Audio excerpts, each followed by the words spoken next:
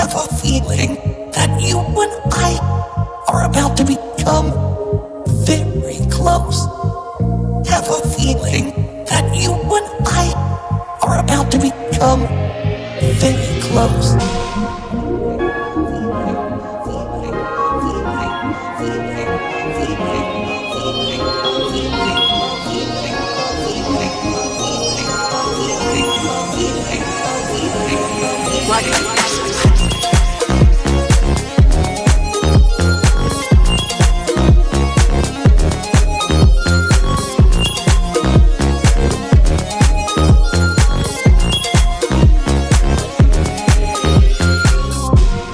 This is a wondrous encounter.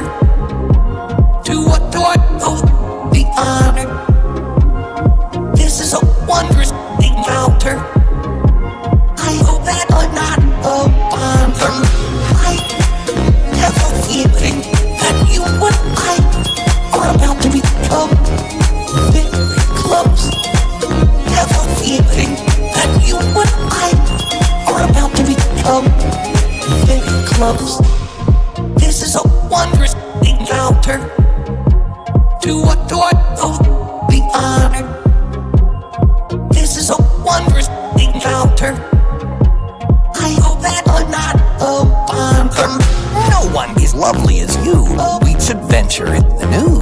I am humbly at your service. If there's something I can do, no one is lovely as you. We should venture in the new.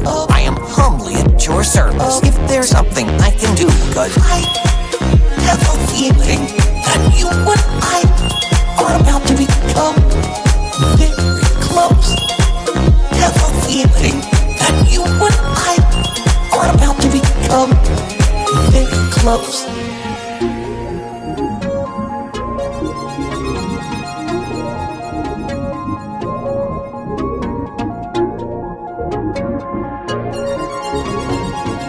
in the waning years of the third era of Tamriel, a prisoner born on a certain day to uncertain parents was sent under guard without explanation to Morrowind, ignorant of the role they're meant to play in my heart.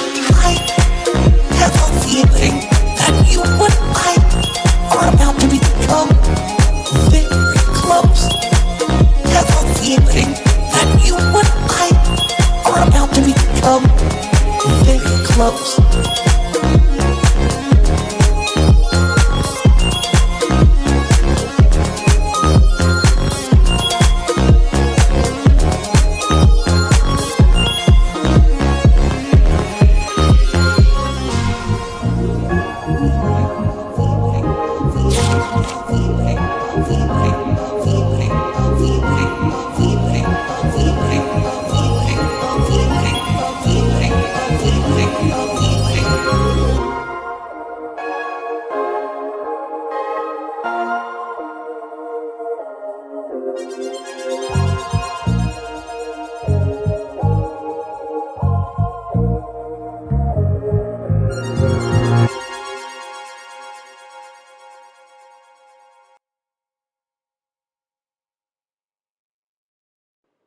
Hello.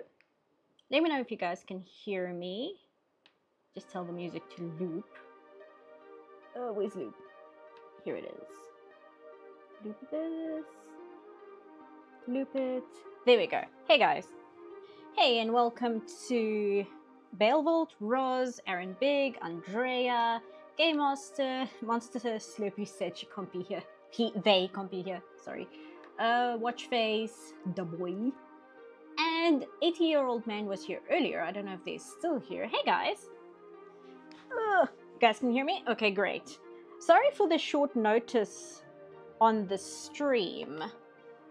I had a bit of a shenanigans that's entirely my own fault. Let me just transition scene here. What happened was... Oh, you're here? Hey, 80-year-old man. What happened was I got a message from the studio I work for. And they were like, hey, we want to bring you on for the new project. Are you available for these dates? And the dates they sent me were 0302 and 1703. and it was written in that way. And for some reason, my brain couldn't figure out what dates they meant. But because the number 03 wasn't both dates, I thought they were like, oh, so you mean March. So I was like, okay, cool. I have a job lined up for March. And then I get an email today that's like, hey, can you start tomorrow instead of on Monday? And I'm like, oh, I completely misread what the dates were for what I was being asked to do. Let's turn up the music. I think it's a little soft. There we go. So then I was like, okay, well, if I'm working tomorrow, I better do the stream today because I am going to be extremely worn out after working all day.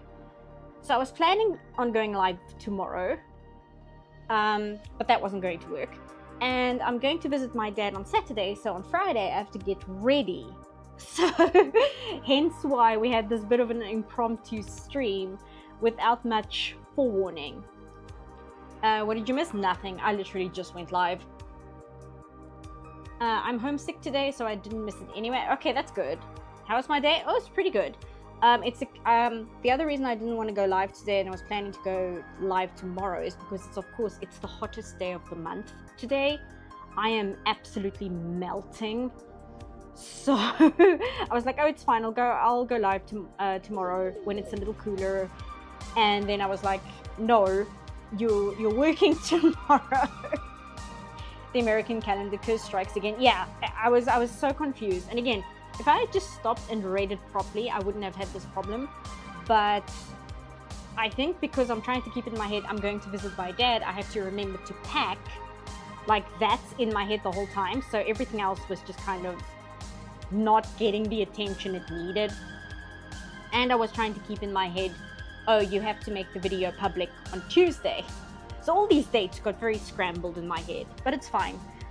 We're still on my regular laptop because I didn't have time to set up my stronger gaming laptop. So hopefully we don't have any tech issues today. If we do, sorry about that. I'm still working on figuring that out. UK has been having snowstorms. Oh, I'm sorry to hear that. I want to say I hope it's not too bad, but I actually remember I've been seeing the reports on the Isle of Man, and it looks like it's pretty bad. But what are we drawing today, guys? First things first, so that you guys aren't staring at a blank screen for too long. Ohio is still cold, yeah. Hopefully the tourists don't mess with the connection. Yeah, I hope that the tourists are gone by now. We should draw Magnifico. I mean, I was thinking that because we haven't drawn him yet, and I think I was kind of not drawing him because I was waiting until after the video went live. So we can draw Magnifico if everybody's on board with that. Is that a remix music from Donkey Kong? Yeah, I used it when I was doing a test stream on, I think it was Monday. I quite like the Donkey Kong soundtrack, even though I haven't really played much of the games. It's such a good soundtrack, like across the entire franchise. It's just really, really good music.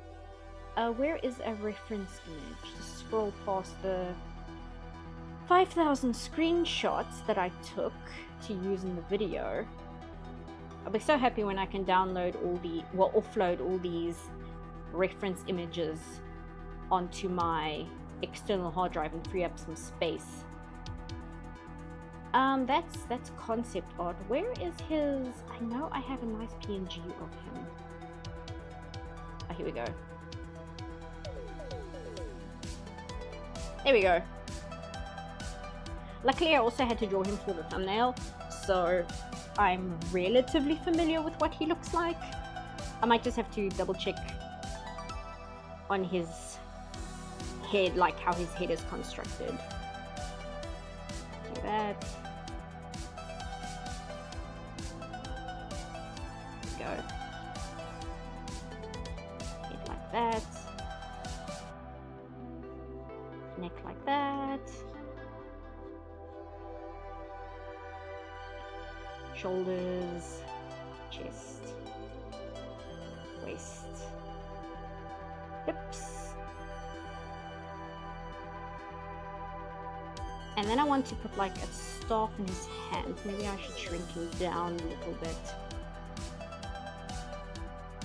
Something from a good Disney movie. Yeah, no, I think we'll go with Magnifico for today. As I always say, the one thing about my review videos is it does give me an excuse to actually talk about things that I think are good. I think I talked about this on stream before, where I've had people be like, oh, you shouldn't always focus on the negative, it's not healthy. And I'm like, I use my streams, even though I'm covering something that I find not to be of high quality, I use it as a way to covertly talk about things that I like. Let's see, so it's like this. Okay, I've got this hand wrong, hold on. I've got this hand wrong. If his staff is here, then this hand's like this. That. And then this one should be like this. There we go. Now I might have to adjust this arm. Luckily, it seems that people are enjoying the new video. There's a great value in a good counter example. Yeah, that's what I figure, right? I do want to make, I said this on Monday, I want to make a review that is more positive, and I'm thinking of The Road of El Dorado and like specifically talking about how historically accurate it is, because the amount of detail put into that movie is just absolutely insane. But that's going to require quite a lot of research on my part. So what I think I'll do in the meantime, while I'm like going over documentaries and stuff about pre-Columbian South America, is I think that the next focus is going to be on Velma 2. I'm pretty sure that's going to be the next video, because people have been asking for it for a while now. And I thought that maybe once it's done airing, people will kind of move on and it won't be worth making a video on anymore, because people will kind of just lost interest and stuff. But I still see people asking if I'm going to cover Velma season 2. So I'm like, okay, we'll do that one next. so that's going to be the next focus, which is also kind of why I made the joke in the Magnifico video where Mindy Kaling, there's a Mindy Kaling jump scare in the new video, and it's like, yeah, she haunts the narrative, as it were. Why would I put myself through that? Because people are asking for it. And also, I can't deny I am semi-curious. I am semi-curious about this hot trash fire of a show. Like what they had in mind for a season 2. Because they didn't make season 2 after season 1 aired. They did the cartoon thing where the studio put in an order for 2 seasons, and then they aired 1, but season 2 was already in production by the time that season 1 aired. So by the time they heard the horrendous feedback, it was already too late, because they already had the 2nd season in the works. And that's why the 2nd season kind of just dropped with zero fanfare. At least with the 2nd season, I won't have to listen to interviews. It's my least favorite part of the entire video making process, is having to listen to interviews, because they're always enraging, but for different reasons. What is your face shape here? I didn't really mention this in the video, but I hate the way his face looks. I genuinely despise the way his face is designed. Like, he has these really long eyelashes, which is very strange. Like, not even Asha has like the individual long eyelashes. I hate how wide his mouth goes. It always looks unnatural in the scenes he's in, except when they have him like very subdued. That's the only time his face like works properly for me. And I don't know what they did. In some scenes, I swear his eyes are much bigger than in other scenes, and it throws me off every single time. Like, his eyes are really, really disproportionately big, and I really dislike it. Why are his eyes so big? Exactly.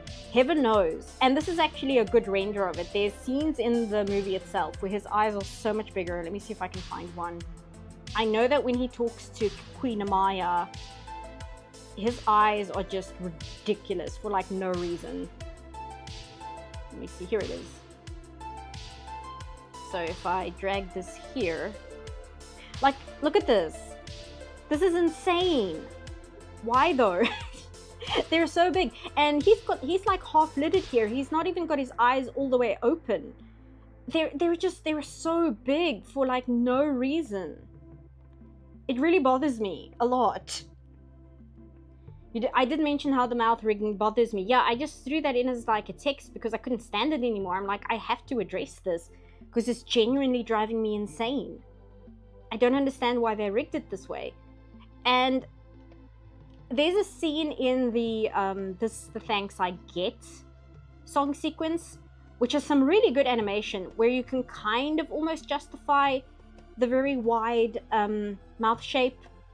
But at the same time, I'm like, it still looks very off-putting and like unnatural, and I really don't like it. I really dislike the design choice there.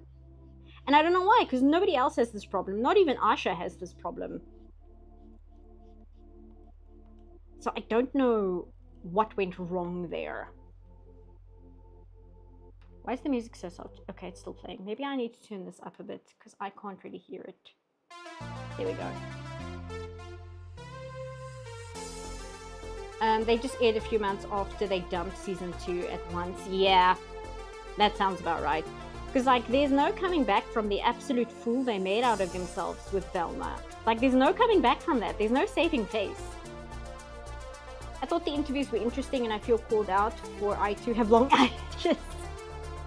The interviews are interesting, but I don't know, like, I get like really aggravated when they're like saying things in an interview and I just know for a fact they're lying about something. And if they're not lying, they're saying something incorrect, but the way it comes across as lying to me. And I don't know whether I'm giving them too much benefit of the doubt to think, well, maybe they didn't intend to lie. Maybe they're just genuinely confused about their own movie. But I feel if I do that, then I'm removing some level of like accountability for the state the movie is in.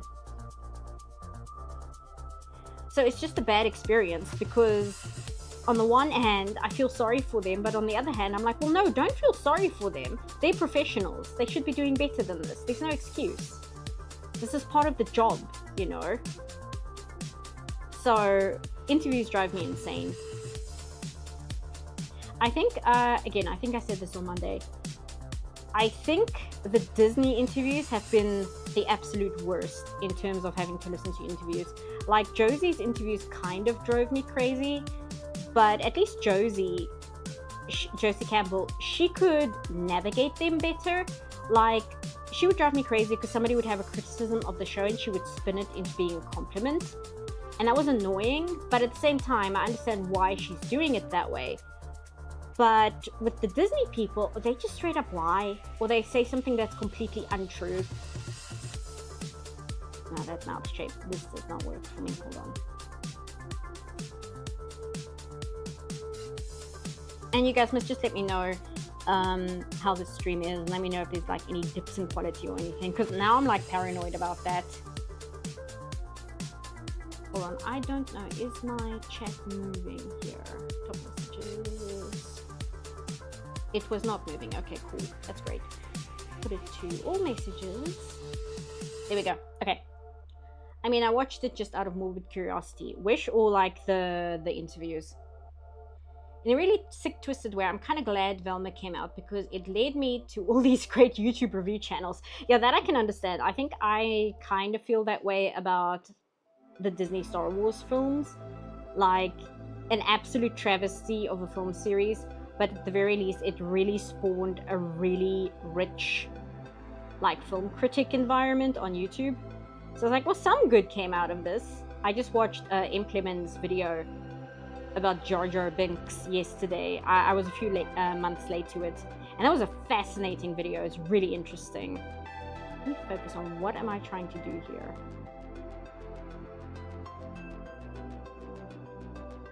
There we go, that's better. Do that.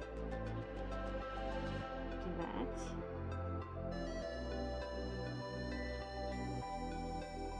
Okay. A couple of pickups here and there, nothing serious. Okay. I put it to like ultra low latency. I'm getting excellent quality here, so that's good. Hopefully it stays that way until I can get the gaming laptop set up. If you don't mind me asking, what was more frustrating? Hearing illustrations have no depth of field, or learning that Disney had their own in-house AI to cut corners? That's a tough one. The illustrations really threw me off because I was extremely confused for a while as to what the hell they were talking about, because I'm like, they can't be talking about what I think they're talking about, because that's insane. That's an insane thing to focus on. But the AI thing was interesting to me because there had been rumors floating around this entire time that the writing had been done by AI, which isn't true, by the way. The writing is entirely the fault of like market testing and things like that.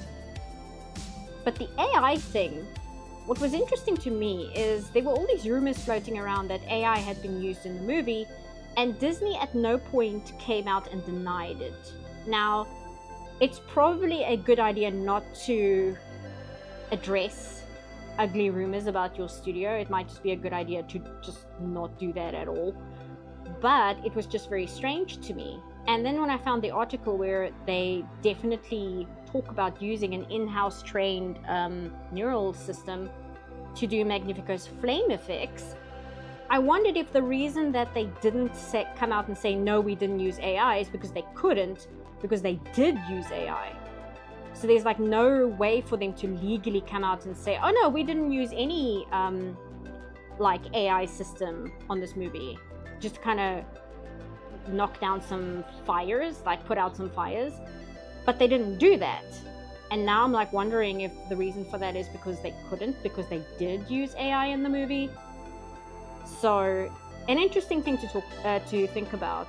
But at the same time, I also understand that the best option in things like this is to just not address things. Like, you don't address things, don't get caught up in it, just let it be what it is and move on. That's often the best case to handle any kind of criticism, unless it's like valid and helping you improve.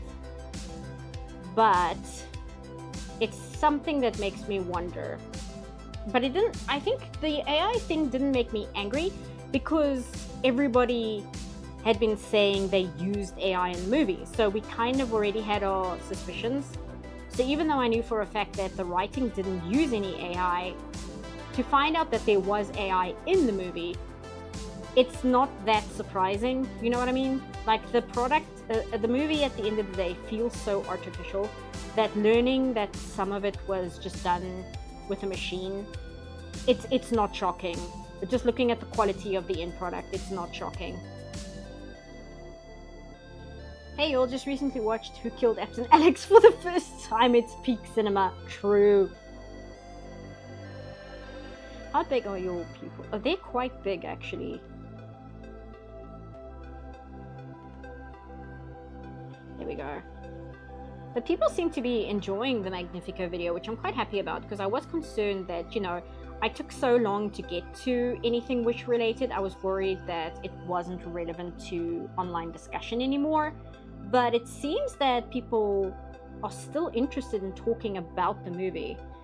Because one advantage to coming to the discussion a little later than everyone else is that there's a lot more material that you can sift through, because a lot more has been released in the meantime. You have received a new message. Oh, thank you, Avina. Hey, Gaming Angel, thank you. Found you from your awesome Velma review. Love your channel and reviews. I don't always agree with all your points, but I really value your perspective. I hope some more for you. Thank you. That's so kind of you. And no worries. We can't always agree with everyone, and I would rather have people that enjoy my work, obviously, because I want people to enjoy my work. But I would rather have people actually think about what I'm talking about and engaging with it, than just having a bunch of yes men who are like, everything I say is gospel, I prefer an actual discussion, as it were. Okay, so this, I also hate his beard. Oops. Like, look at this. It drives me crazy. Do that, do that, do that. Are we hiccuping? I'm seeing my thing lag. Why are you lagging? Come on.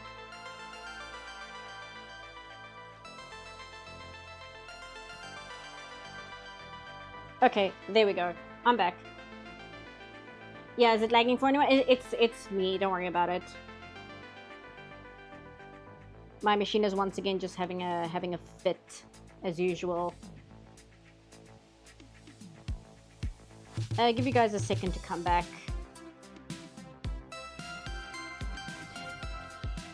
Because I'm having... It's not your Wi-Fi? No, it's not your Wi-Fi. It's my machine. I think it taxes out its CPU, and I think that's why it stutters sometimes, because it'll go from like perfect connection to no data. And when I did the test on my connection, it seemed to be tied to my CPU, but I didn't have time to switch to the gaming laptop because, as I said, my studio that I work for came in and asked me, hey, do you have time to join us for a project? And I said yes, and I thought it was in March, but it wasn't in March, it was tomorrow. So look at this man's like profile here. Okay, so he's got a cheekbone here, and then look at the way they've done his chin. Now, yes, he's got a beard, but look at this. They've done it this way, which is very strange to me. Like, everything about his face shape is just so weird. It's such a weird face shape for a male character. And what's odd about it is if you look at his design in like the concept art, it's not that bad in the concept art. In the concept art, it makes a lot more sense. I don't know. Like the entire transition from the 2D concept art to the 3D model is just very weird to me. They did a lot of very strange things, which I genuinely don't understand. Why is the forehead sloped? Is that normal? No. This is not normal. So he's got his widow peak here, and then you've got this, and you've got this extreme jut out for the brow bone, and then you've got this slope here, and then you've got a sharp cheekbone, and then you've got like a full, almost straight line to his beard, and then a full straight line there. It's very strange. It's just a very strange setup. And yeah, you're saying it's angular. It's like they wanted to do angular, but then also like softened his features by giving him like the very large eyes. And I don't understand. It's not the 2D concept art that's the problem. Like, it's not the way the character is designed that's the problem. The problem is, oh, that head's way too small. The problem is how it's been translated into the 3D model. That's what's weird to me. Also, I know his head's too big. I'm going to shape that down a little bit. There you go. Do that. Get rid of this. So I have his brow bone going down here. So they have it like this. And then they have his head about here. Something like that. I'm convinced he could use his chin as a deadly weapon. Yeah. Hey, Guardian HQ. It reminds me of Hellboy comic. Very angular. Yeah, it does kind of look a little bit like a Hellboy character. Or a Mike Mignola character, I suppose. But the thing is with Mike Mignola, everything in Mike Mignola's art is very angular and straight. So it all feels like unified. It feels like there's a creative vision there. Whereas with Magnifio, I don't know, maybe it's like they wanted to do the very angular villain look, but then they also wanted a softer appearance. It's very strange. Like, his entire character comes across to me as they did not know which direction to go with him. So they tried to go halfway between the two, and it just doesn't work. Have you seen the artwork for Trench Crusade? I have not. I'll have to look into that. There's one good thing about Wish. After watching Wish, I rewatched Madoka Magica. Madoka Magica and the concept of be careful what you wish for better than wish. Yeah, that's the other thing. I don't understand why that's the byline for the poster. And it makes me wonder if the poster was designed before they had ironed out the script.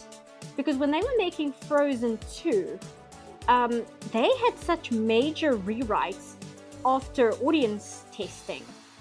And when they were doing the story point of the voice that calls to Elsa, they didn't know what the voice was supposed to be when they wrote that. They had like started animating it and everything, and they didn't even know what it was. But they were like already finishing scenes with it. Like scenes with the voice in it. Oh, that's the pen. So, I don't know if Be Careful What You Wish For is like from an older version of the script that just didn't go through to production, or what was going on there. Everything in this movie is weird. Everything is so strange and doesn't really make sense. And I can only assume it's due to the fact that things kept getting changed as they were making it. If you could sum up Wish in one phrase, it would be indecisive. It seems like everything they did, they didn't know what they were going to do and just kept on going halfway between everything. Yeah, that's what it comes across as.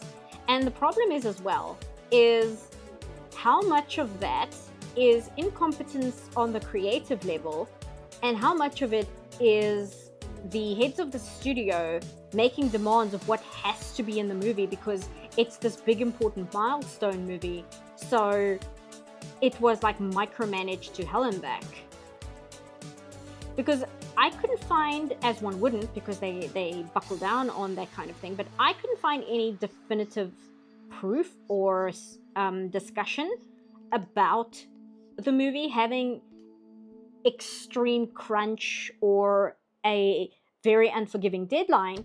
But at the same time, based on the making of for Frozen 2 that we got, and just the fact that it's Disney's 100th anniversary and it had to come out in that year, you know for a fact this movie had a murderous deadline. There's no way it wouldn't.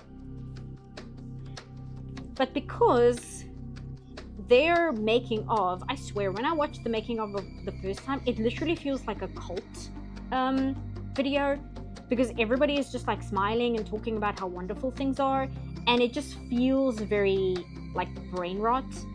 It's very uncomfortable the first time I watched it. I had to get a friend in to help me when I watched it the very first time, just because I found it so infuriating. I could not watch it by myself. It was making me so angry, especially when they started like talking about Walt, and they would bring up, they use like photos of Walt's childhood in the making of, and I'm like, don't do that. Don't.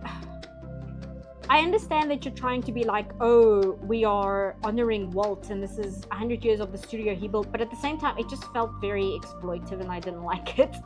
I'm like, I understand why you're doing that, but the way you're talking about the whole thing feels so insincere that it just comes across as insulting. Trying to get my proportions right here.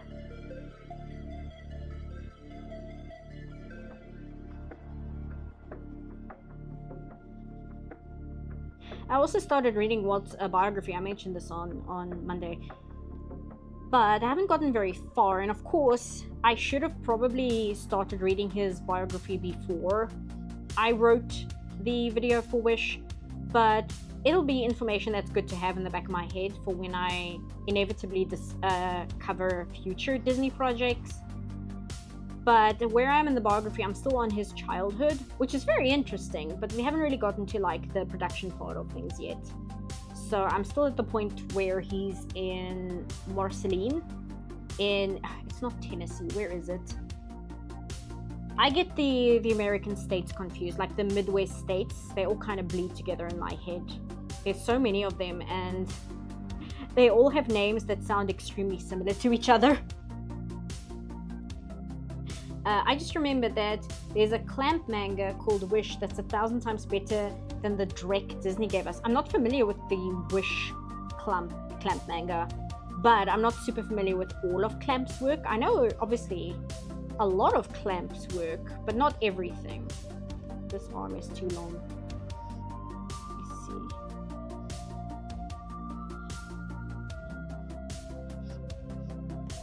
This is a very, very strange pose I'm putting him in, to be quite frank. Oh, thank you, Gaming Angel. You have received a new message. Thank you, Avina.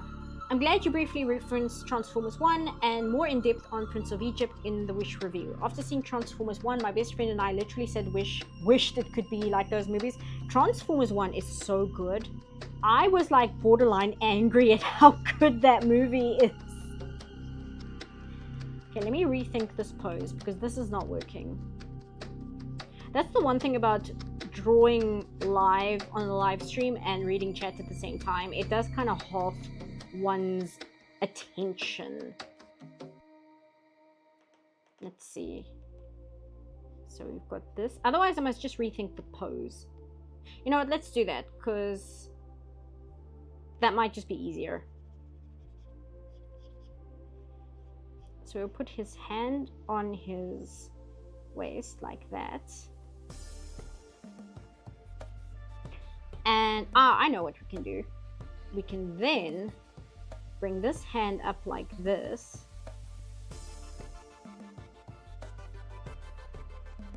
And then we can put one of the wishes in his hand like that. And then that'll fix the problem of the proportions.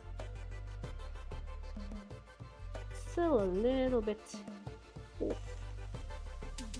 I think maybe I'm not giving myself enough space to look here. Hold on.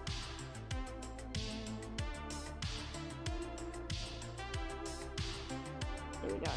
Now we can work on the proportions for this arm. See, if that's the shoulder and that's the wrist, then the elbow should be there. Okay.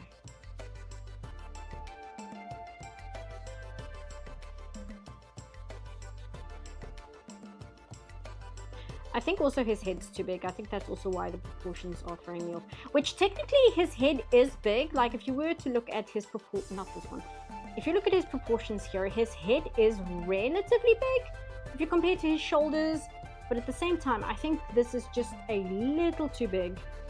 So I'm going to bring this down just slightly, especially because after I add hair to it, it's going to make it even bigger than it is. Do that. Oops, not crop. Deselect, there we go. I don't know why they put deselect and crop right next to each other. It's happened to me so many times. There we go.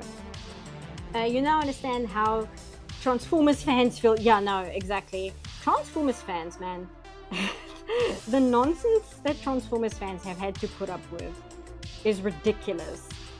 I would say most maligned fandom, but I know better. Like, they are so well, would Star Wars be a more maligned fandom than the Transformers fans? I think so.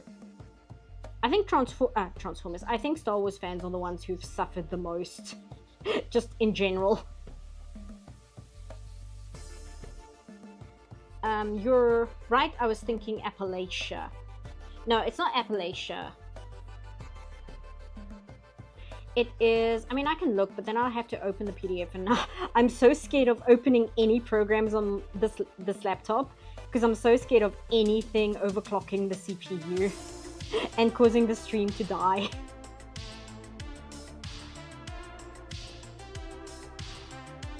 I mean, I don't know. No, Googling it will not be a great idea. Let me see if I can just quickly peek without the entire machine freaking out on me. Okay, there we go. Where's the PDF? Here it is. I mean, my totally legitimate copy of the biography, and absolutely not the one that I found online. Okay, let's see. Wouldn't budge. Where is... Okay, Chicago, Marceline. Where is Marceline? Visited communities. Missouri. That's what it is. I never would have guessed Missouri. So I'm at the point where he's still in Marceline, Missouri. And I know that they moved from Missouri to, I think, Chicago, if I remember correctly, but I'm not there yet. So I'm still like in his early childhood, because I think he was 10 when they moved out of Marceline, if I remember correctly. I'll be angry if we never get a follow-up to Transformers. Yeah, that's what like really enraged me about it as well. It's such a good movie, and then its marketing completely let it down. Like I almost want to say the studio, not the studio, I guess Hasbro should genuinely look at like financial recompense from the trailer agency, because they dropped the ball so badly, like embarrassingly badly, and it cost the movie so many people who would have actually want to go see it, but then the trailer looked so terrible that so many people just didn't bother, and it just hurts the soul because it's legitimately such a good movie. Somebody suggested I should maybe make a video about it, which I might consider, but I would have to like think of an angle. I mean, I can probably just do a straightforward review of it, I suppose. I mean, there's nothing against just making a straightforward video where it's like, hey, I watched the movie, here's what I thought of it, right? I don't always have to go in with like a thesis statement. I'm not the biggest Transformers fan, but I have a friend who's like super into Transformers. I might be able to ask her help with a few things with that, but I'll have to see. But that's not going to be the next focus. Like I said, Velma 2 is the next focus because people have been asking for it for a while. And it seems like even if I'm late to a subject, like I was with Magnifio, like people are still willing to watch it. People still find it interesting enough to click on a video discussing the topic, even if it's been, you know, a year or whatever since it came out. But I suppose that's fine too, because I mean, I watch Radical Soda, and he has been working on his Pokemon Scarlet and Violet video for a while now, and I mean, how long has it been since that game came out? And people are still watching his videos. Oh, thank you, Ravina. Can I bribe you to make a Transformers 1 video? I'm genuinely considering it, because that's like something positive to talk about that won't take like 7 months of researching historical material to talk about. Am I doing this correct? I am doing it correct. And it'll give like a lot to talk about just in terms of like how well the movie is made. And it probably won't be like a complete deep dive video, but I think there's enough material just to be like, this is why the movie is good, this is why you should see it. Bring this in a little bit. There we go. And then I will bring in this arm a little bit as well. There we go. Because if I want to talk about the Road of Eldorado, the Road to Eldorado, and discussing just how ridiculously historically accurate that movie is, it will require me to do a lot of research on the topic. Which, I mean, I've got the materials. It just takes time to go through the materials and like watch the documentaries, read the books, all of that, right? But Velma 2 would be relatively easy because, as I said, there's no real interviews to watch, because after the absolute disaster that was the first season, they don't want to talk about it. They don't want to talk about Velma. They really, really don't. So it makes my job a lot easier because it's just so much less for me to have to go through. I can just watch the show and give opinion on it. No, not this with the free transfer. There we go.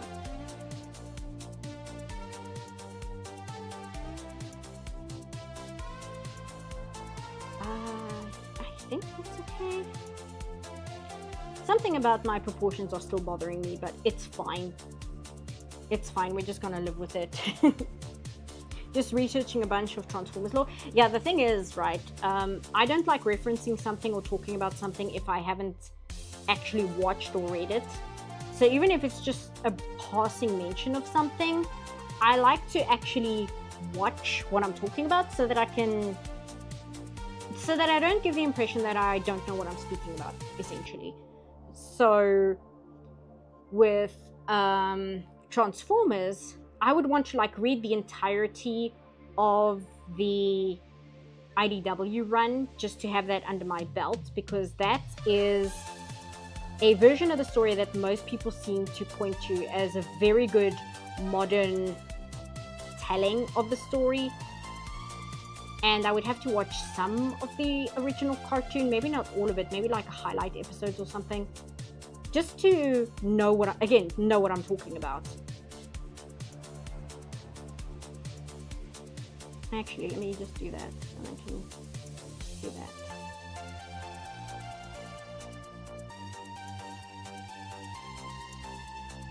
There we go. And I know he's got a widow's peak.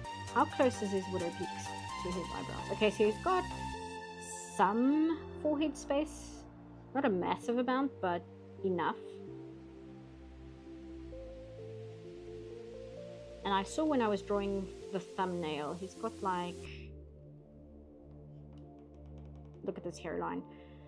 So he's got this, and then it goes in slightly, and then he's got like slight mutton chops, but not really. Wait, where is the... It's in line with his eyebrow. Oh, wrong one. So there. So like that. And then that goes there. That goes there. There we go. Oh, hey, thanks, Kevin. C-Puff, I'm begging you, don't do it. I've received a new message. Thanks, Sabina.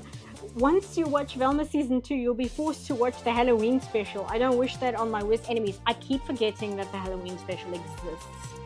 Somebody already on the Monday stream, when I was just trying to troubleshoot what my tech issues were, somebody said that Velma Season 2, they have a Breakfast Club episode.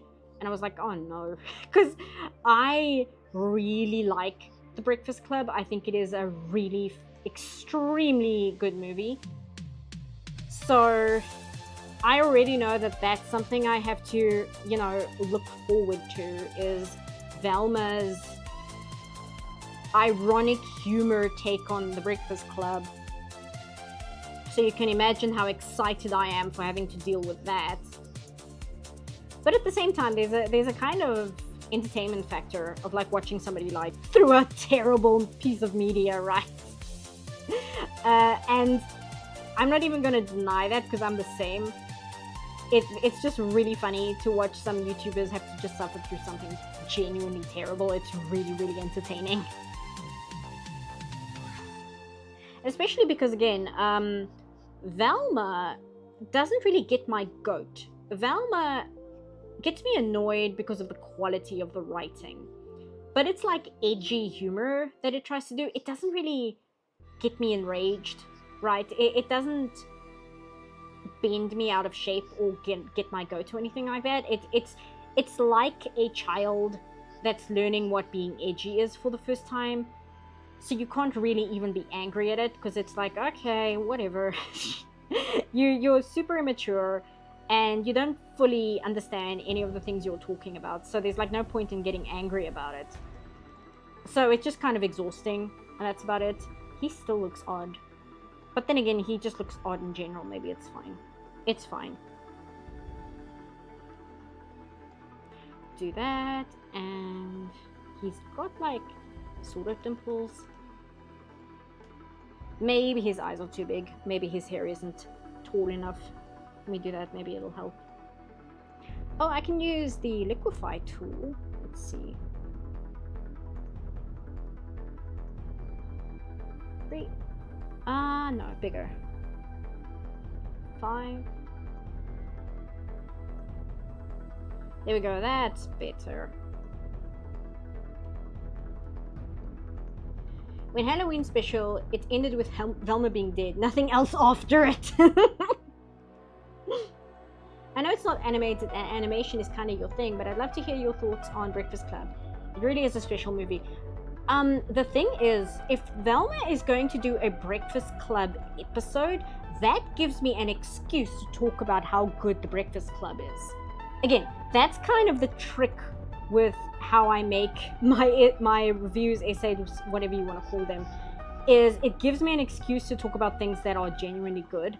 So if Velma has a Breakfast Club episode, that's kind of great because it means that I can talk about why the Breakfast Club is so good in a video where I'm talking about just the utter state that is Velma. Because, like, I'm talking about Velma Season 2 thinking it's going to be terrible even though I haven't watched it, but at the same time it's like, well, come on, it's Velma 2. You've seen Season 1. You've seen what Season 1 is like. It's just going to be more of the same. You don't need to be like, well, maybe it'll be okay. It's like, no, it's going to be terrible. I just know it. But, so my point is, so I just assume they're going to do the Breakfast Club terribly. They're not going to know what they're doing. But it'll give me an excuse to just talk about how good the Breakfast Club is and why that movie is so beloved and why even, like, what is it, like 30 years later, almost 40 years later, it's still a relevant movie. There's a lot to talk about, just like with that one episode. Don't do this to yourself. I saw somebody in the comments of the Magnifio video who was like, sometimes I don't know how you stay sane. I'm like, bro, that ship has sailed a long time ago. We are way past sane at this point. Tell me about it. I argued with my sibling who hates the Breakfast Club. They have a very surface level reading of it. Yeah. Let me guess, if they have like a very surface level reading of it, and I bet you anything this might be something that Velma talks about as well regarding that episode, because the most basic takes imaginable about that movie, his head is too big. That's the major problem. The major takeaways of that movie, I'm guessing, is people saying, oh, it's messed up that the weird girl changed herself to impress the guy, because they didn't actually pay attention to the movie at all. They weren't like focusing on what was really happening. So I'm guessing that's going to be one hot take. There we go, that's a bit better. I'm guessing that's going to be one hot take if you're going to go for like a really surface level reading of the movie. Which, if it is, and I'm just thinking, like, I try and put I know I shouldn't do this, but I try and put myself into, like, the shoes of, like, if I was going to make a terrible take on the Breakfast Club, what would be something incredibly stupid I can say about it? And, like, that's number one. It's like, why did the weird girl change herself? She didn't. That's not what was happening there at all. If you were paying attention, you would notice. Oh, well. I think it's at least 40. I think it came out 1984. Yeah, it's 84 or 85, but I think it's 84, if I remember. Okay, let me just focus. Oops. One thing about Magnifio, he's got such a good design in terms of his outfits. And also, somebody else pointed this out. Throughout the entire movie, he's wearing his wedding ring, which is kind of really cute. It's such a small detail, but they like bothered to give him a wedding ring. Which again, it sucks because then his wife just betrays him almost instantly. She doesn't even try to reason with him. She's just like, oh, well, I guess my husband's evil now. And then she's like fine with it. She doesn't really have an issue with her husband being evil. She's just like, oh, whoops, I guess that's something that's happened now. Not much I can do about it. Like, no desire to help him or break the curse or whatever it is. And several people in the comments also pointed out, why are we trusting what the evil book says about, oh, you can never ever save them once they turn to black magic. There's like no saving them after that. It's like, why are we trusting the evil book's opinion on this? Why aren't we even going to try? It's like, oh, well, the evil book said we can't save him, so I guess we're just going to believe the evil book. There's so much wrong with this movie. There is so much wrong with this movie. The reason I focused in on Magnifio specific about everything that's bad and wrong about this movie, I would get overwhelmed so quickly with how much there is to talk about, because there's so much. And that's why I have the opening paragraph where just like little things like, why does this look the way it does if it's supposed to take place in the the Mediterranean, but more specifically the Mediterranean off the coast of Spain. Like, why? And it's like, yes, I know why. It's because they wanted it to look like Sleeping Beauty, but that's it's like, yes, that's the reason, but it's not a good reason. So you have to give me a different reason, because that's not an acceptable reason. And one thing, I had some more things to say when I say like, oh, why did they get rid of the shape-shifting Starboy, saying they didn't want to do the genie again, but then for everything else they went to the Disney Vault. There actually is a reason why. It's because doing shape-changing animation is expensive and takes time, and they didn't want to bother. They just didn't want to bother with the technicalities of that, so they're like, yeah, no, we're not going to do that. It's going to take too much time. It's going to take too much effort.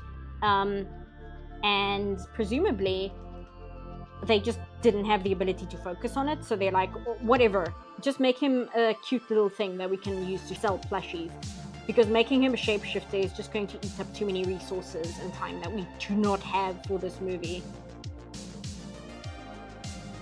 I can take that away. Yeah, I might be able to actually make this a little bigger. Do that, perspective. There we go. And it'll balance out the top, because I think I made him rather top heavy. The part that makes me wonder if the wife was just as conniving in the original Power Couple draft. Yeah, that's the thing, and I pointed that out, but I didn't want to get too sidetracked with like, oh, all the good guys are secretly the villains in the movie, which is a direction I could have gone. But the fact of the matter is, I didn't want to go down the direction of like rubifying Magnifico, because I felt that that would almost take away from the point I was trying to make. Because it could very easily come across like, oh, I like this character, and therefore he is secretly the hero, and the good guy is secretly the villain. And that's kind of not true. Like, I'm not super into Magnifico as like that kind of character. All I know is when I watched the movie, I was very frustrated because I felt that this character needed help, and none of the other characters seemed willing to give it to him, and that just really sat wrong with me. And the reason I do like all the interview stuff is because my nature is to immediately look for the people who made the movie and hear what their opinion is, to kind of explain themselves. I'm like, explain to me what your thought process was, because I did not understand what you were going for. Magnifico is the best character in Wish. Is my being the world's tallest dwarf. Can we also acknowledge that Star is just a Nintendo ripoff? Like, it's ripped straight out of Mario Galaxy? I don't know, because the thing is, there's only so much you can do with a cute Star character, right? And I'm pretty sure there's been cutesy Star designs even before Super Mario Galaxy. I hear what you're saying, but I also think that it's too generic a design that it can be stolen, if that makes sense. Like, it's such a uninspired design in general. Can I make that? Yeah, it's fine. Okay, and then for these, he's got these clasps here. Somebody else pointed out, why is the city called Rosas when it has almost no rose motifs at all? And part of me wonders, is that like another thing where they wanted it to be like Sleeping Beauty and something got left on the cutting room floor, as it were?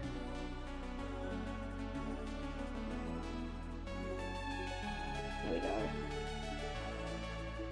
Mario Galaxy, my laptop's tripping balls. Don't worry, same. Lumas are supposed to become entire worlds and even galaxies at certain points in their lives. Star has nothing on Lumas. Yeah, the other thing is, there was something I was going to say about Star's design.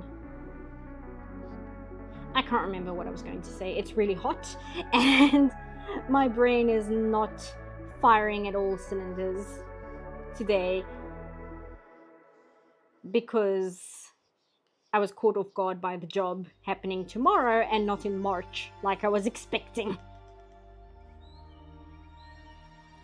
Were there only other Disney movies in the 2010s now you liked besides Zootopia? I will admit there are some movies that came out in the 2010s I did not watch because I was so disillusioned by modern day Disney that I just avoided their movies because I'm like, there's nothing in this I actually want to see. So there's one or two films I haven't seen yet, but if I have to think 2010s, I do think Tangled is a good movie. For all the issues Tangled has, I think it is a genuinely well-made movie, and I think the writing is genuinely well done. Zootopia, I feel it didn't hit me like completely, like it didn't really hit me in a personal way or anything. I just think it's a well done movie. I think it's a movie that's well put together, and I think it has ambition, which I really admire. You know, like any Disney movie that has any kind of ambition behind it, I'm like, I have to give it some credit, because Disney as a whole is just so reluctant to take gambles on ideas like that. So the fact that Disney was willing to take a massive gamble on Zootopia is very admirable, in my opinion. Just because it's such a risky topic to have in a kids movie. And not even because the topic itself is risky, that's not what I mean. It's a risky topic to have in a children's movie because it's going to make people angry and like annoyed and argue online and stuff like that. So the fact that they were willing to make a movie that might be divisive is surprising and almost unheard of with modern Disney. Or even, no, I don't want to say even with classic Disney, because Disney did make Bambi, right? And Walt got in such trouble for Bambi. Not even just because of Bambi's mom. Walt got in a lot of trouble for Bambi because of hunting organizations. They were very unhappy with Walt's movie because it actually severely damaged the hunting industry at the time. I think I'm doing this right. No, this has to be this way. Okay, there we go. Tangled is great. The follow-up series is a blast too after the first few episodes. I heard the series was good. Like way more than it has a right to be, apparently. There we go. And then, if I remember correctly, because I just drew this for the thumbnail. I think it's like that. Like that. I think that's how it is.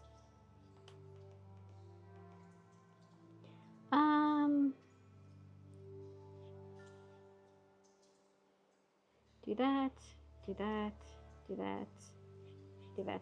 Is this music still going? Sometimes it's like between songs and then it's very, very quiet and then I don't know whether my music is still like going in the background. I like the first Wreck-It Ralph. Oh, that's another one. Wreck-It Ralph is also a very good film. I think I liked Wreck-It Ralph more than I did Zootopia, but not because I think Wreck-It Ralph is a better movie per se. I think it's just I enjoyed Wreck-It Ralph more because it kind of appealed to me personally more. Oops, this is a bit thick. There we go. Encanto I have mixed feelings on. It has a lot of ideas I like, but it feels like it has too many characters and so a lot of them feel underdeveloped. The resolution feels rushed. Encanto is like the big one I have not seen, and I was a little worried about that because I was worried that when I was talking about modern Disney in my video that a lot of people will be like, well, what about Encanto? Did you leave out Encanto? And the fact is I didn't watch Encanto because it was a modern Disney movie. So I skipped it. But I need to go back and watch it because that is one that one needs in one's repertoire. Because when did I stop going to actively see Disney movies? I think it might have been with Frozen because I did not like Frozen, which seems so insane to say in retrospect when you see how bad their movies have gotten. But I really didn't like Frozen. I don't think Frozen is a particularly well done film. Even though it's got Idina Menzel in it, and I mean, I love Idina Menzel. But there's just something about that movie that doesn't work for me. His head is still too big. Hold on, where is Shift? Shift. There we go. Frozen is overrated. Frozen, I need to rewatch it to like really develop my full opinion, but if I remember from when I watched it last time, a big problem I had with it was everything in it felt very corporate, which again sounds crazy if now in hindsight, but like I could see the money on like what they were planning in terms of like merchandising before the merchandise even came out, because there was so much of it where I'm like, okay, that's done. Elsa's big like dress change, I was like, okay, well that's done to sell toys. And the way the song Let It Go sounds, I'm like, well that's written for radio, that's written to be like a top 10 on the radio. And I just found that very off-putting, because again, it feels corporate, it feels like a corporate product, and that really turned me off the whole thing. And also I didn't really appreciate like how meta it was, like it's meta awareness, and the fact that it seemed almost ashamed of the fact that it was a Disney movie. It's like it was upset about the fact that it had to be a Disney movie, so it took a lot of time to being like, oh, remember how silly Disney movies are, guys? We're not like other Disney movies. Those movies are lame. We all know that, right? And I never appreciate when a new thing in any kind of franchise does that. Like, it feels the need to make fun of its predecessors to make itself seem like worthwhile. And I'm like, that's completely unnecessary. You really don't need to do that.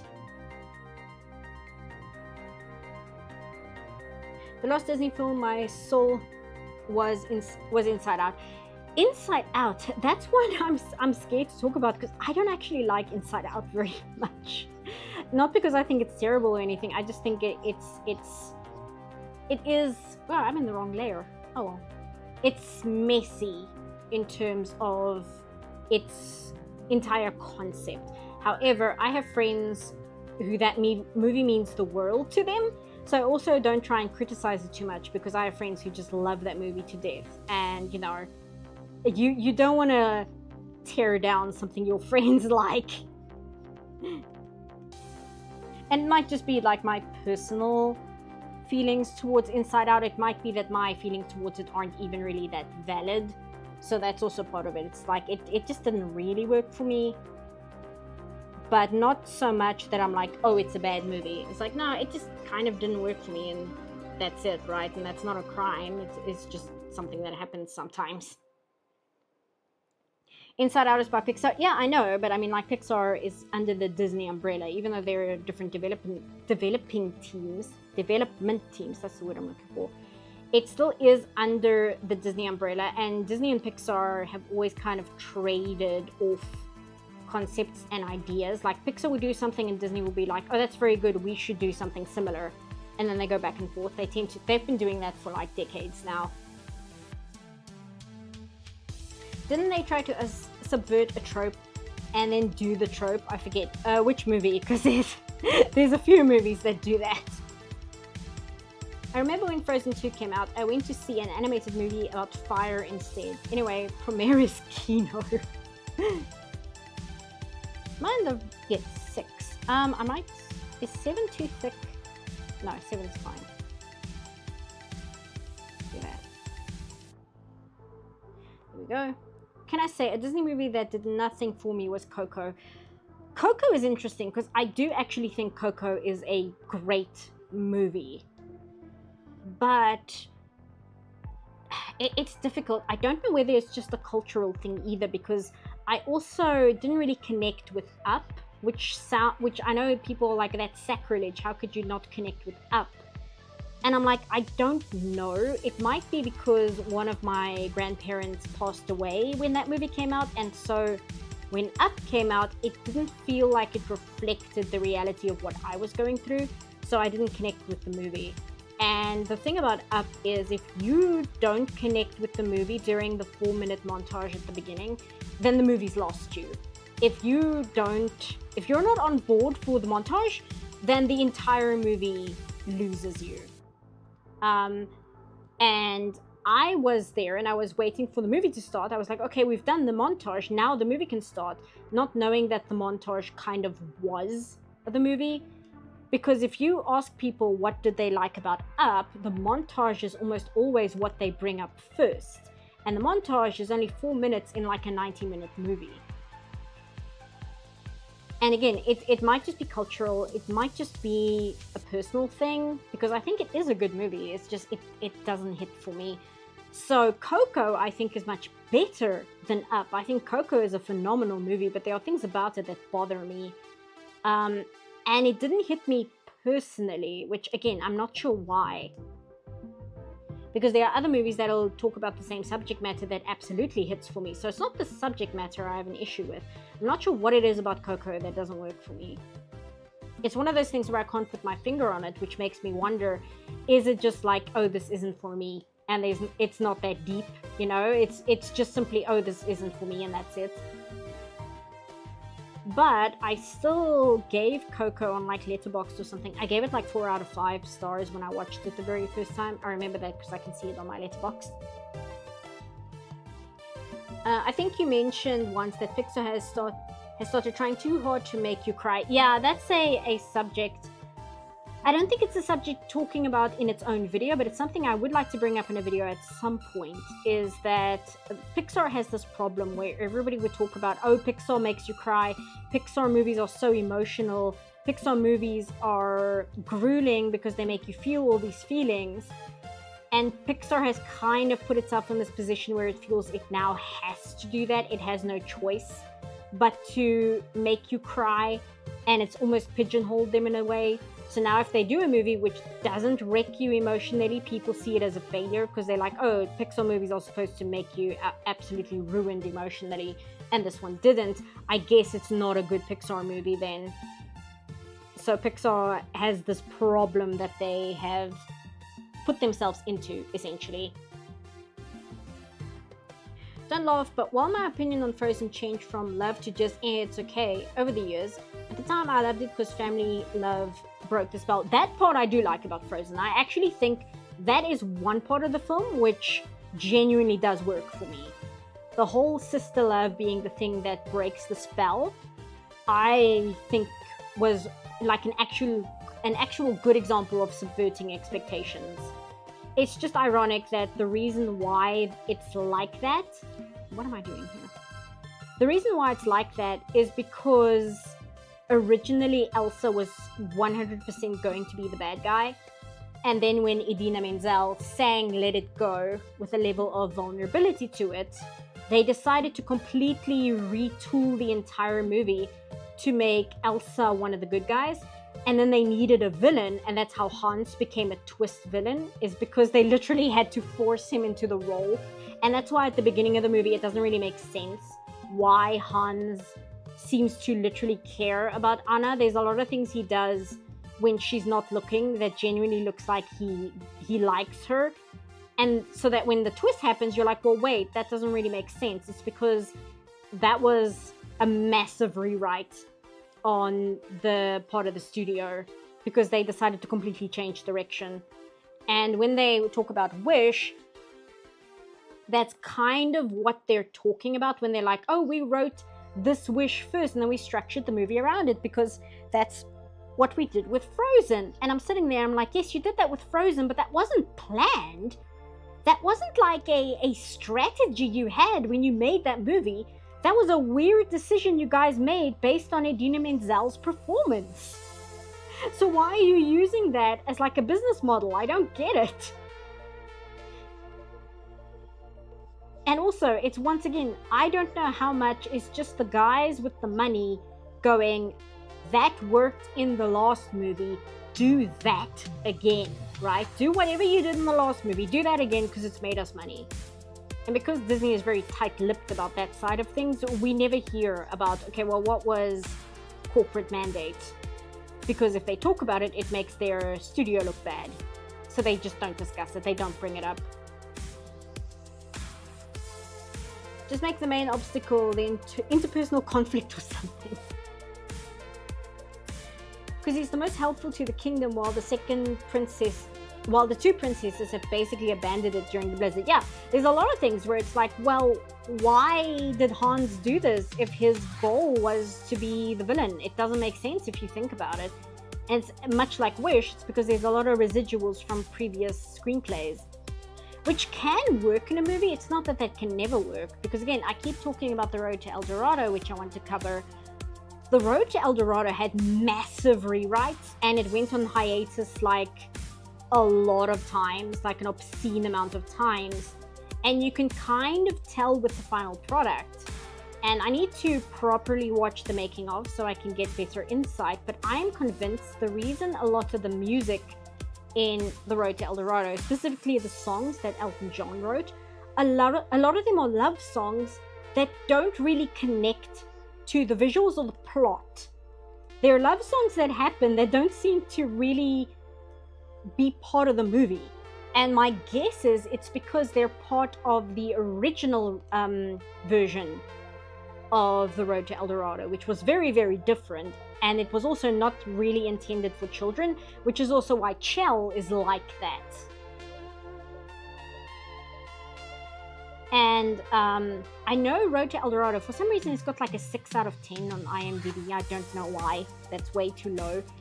The Road to El Dorado is genuinely a brilliant movie, and I'm not the only one who thinks so, because when I was at animation college, that was like a movie they made us study.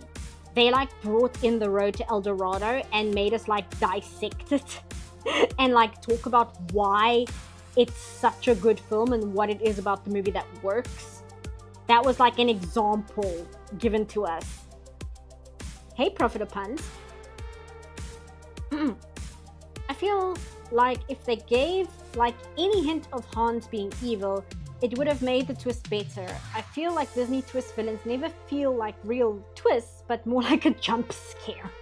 Yes, one thing about the Magnifio video is I said that a twist villain is only rewarding the first time you watch the movie, and 1 or 2 people took umbrage with that because they're like, no, if it's written in a way where you rewatch the movie, you pick up on all these signs, it's really rewarding. And I agree with them fully. It's just when I wrote that part of the script, I was specifically thinking of Disney movies, because Disney movies don't really do that with their twist villains aside from like King Candy. Like all the other twist villains that Disney and even Pixar have done, the twist villainness of it is always meant to be like a big surprise, so there's very little foreshadowing. Only a 6 out of 10? The hell, it's at least an 8, agreed.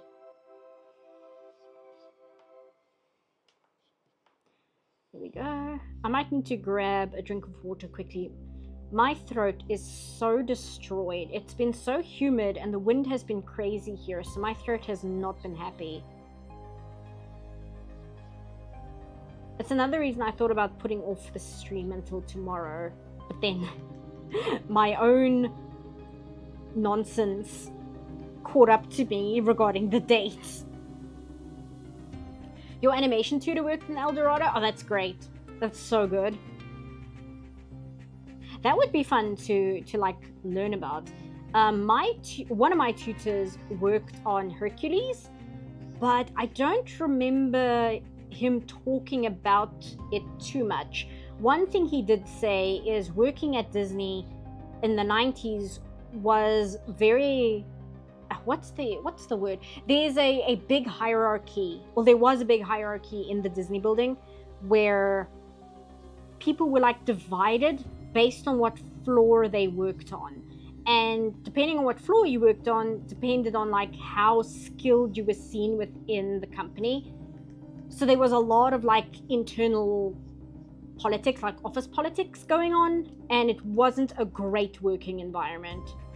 Again, this was like in the 90s though. This was like 97 or stuff or such, so it might not be relevant anymore, but that was the only real thing he talked about Disney. But again, if you work at Disney, I don't know what kind of NDAs they might have. King Candy was a pretty good one. I expected him to go turbo, but not to be turbo. Yeah, that's the thing. Like, I don't know whether I expected King Candy to be turbo. Like, you expect him to be the villain after a certain point. They don't make that much of a secret, but the fact that he's turbo, like, that kind of really blindsides you in a good way. And that's what's insane, because the people who wrote Wreck-It Ralph, they wrote Wish. The writers for Wreck-It Ralph, they were present on the writing team for Wish. That's also why the movie is such an anomaly to me. Because Chris Buck, who directed Wish, he directed Tarzan. It's like, how did we get here? How did this happen? There we go. Yeah, I'm just doing that. It's fine.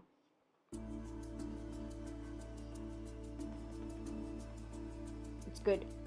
King Candy being Turbo was a genuinely good twist. I agree. Like, that's an example of a twist villain that actually works. Let me just see. So here, so it's actually more like that. There we go.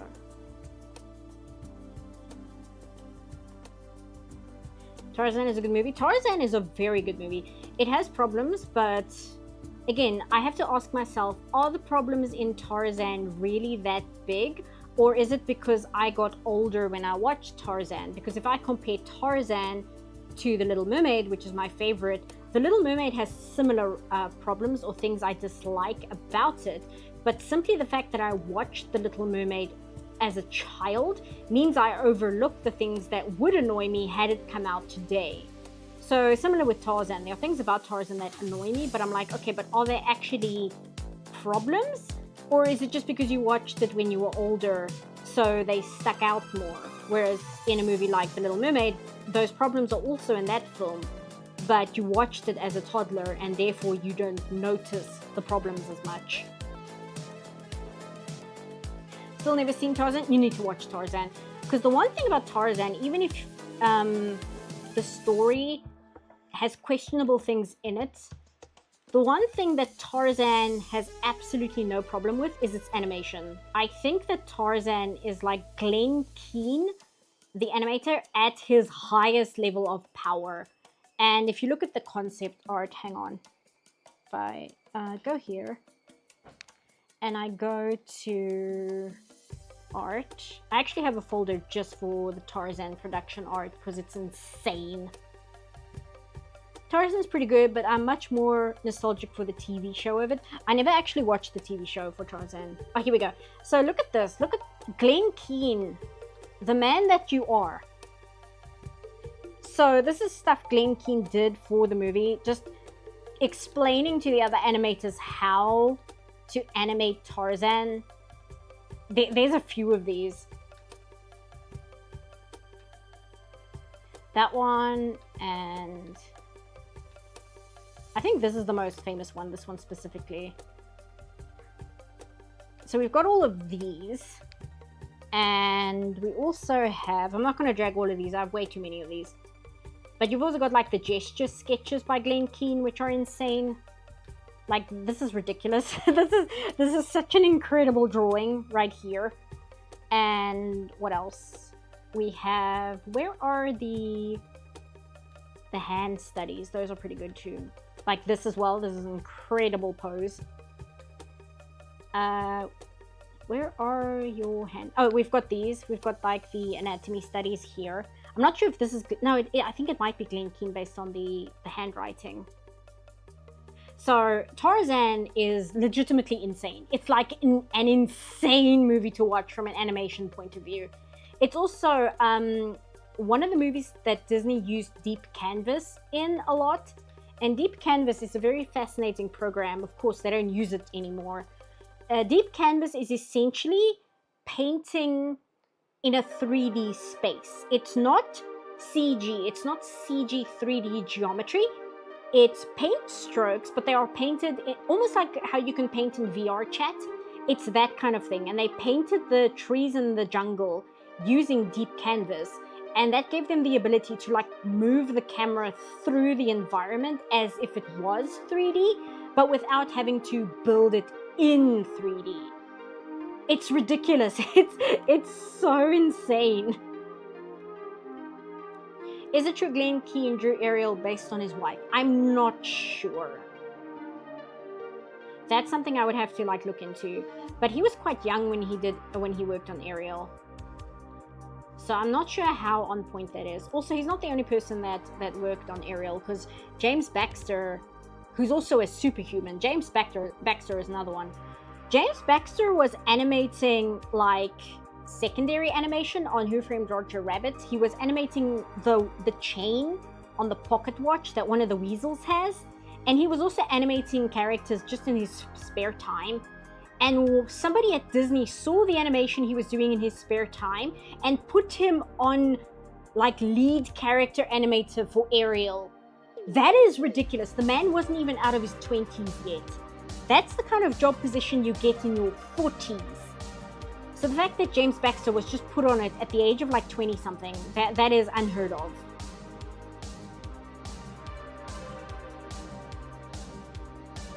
Again, I need to go back to my Disney ranking so I can talk about all of this in like more detail. For the 90s, that is insane. Yeah. Chat, if you want a modern Tarzan, watch Primal. It's fun for the whole family. For legal reasons, do not watch it if you're a kid.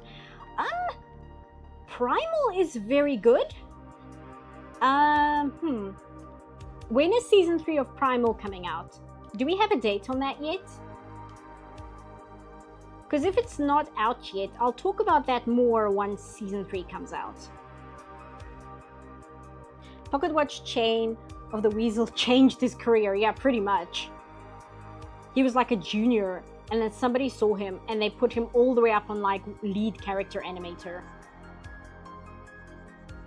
This was also the time when Disney was like massively in the garbage, though.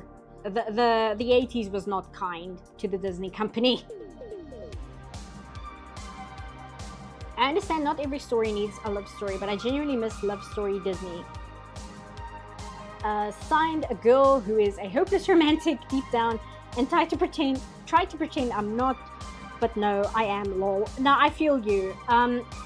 It's very, again, the Starboy thing is so strange to me, because I don't think keeping Starboy would have saved the movie. It might have fixed up a lot of writing problems, but I don't know whether that would have actually affected the quality of the final film. But it is very strange to me that Disney also decided not to have like a love story in their movie. I find that very odd. And the only reason I find it odd is because Disney seems to have completely lost interest in making love stories, not just in their animated films, but also their live action films. It's like they just don't want to do them anymore. And I don't know who it is on like a higher up position within Disney who decided that, because that feels like a higher level decision, you know what I mean? I know she's not in charge of the animation department, but that's like something Kathleen Kennedy would decide about Star Wars. It feels like that kind of decision. I still have to start Primal and Unicorn Warriors. You need to watch Unicorn Warriors. I worked hard on that.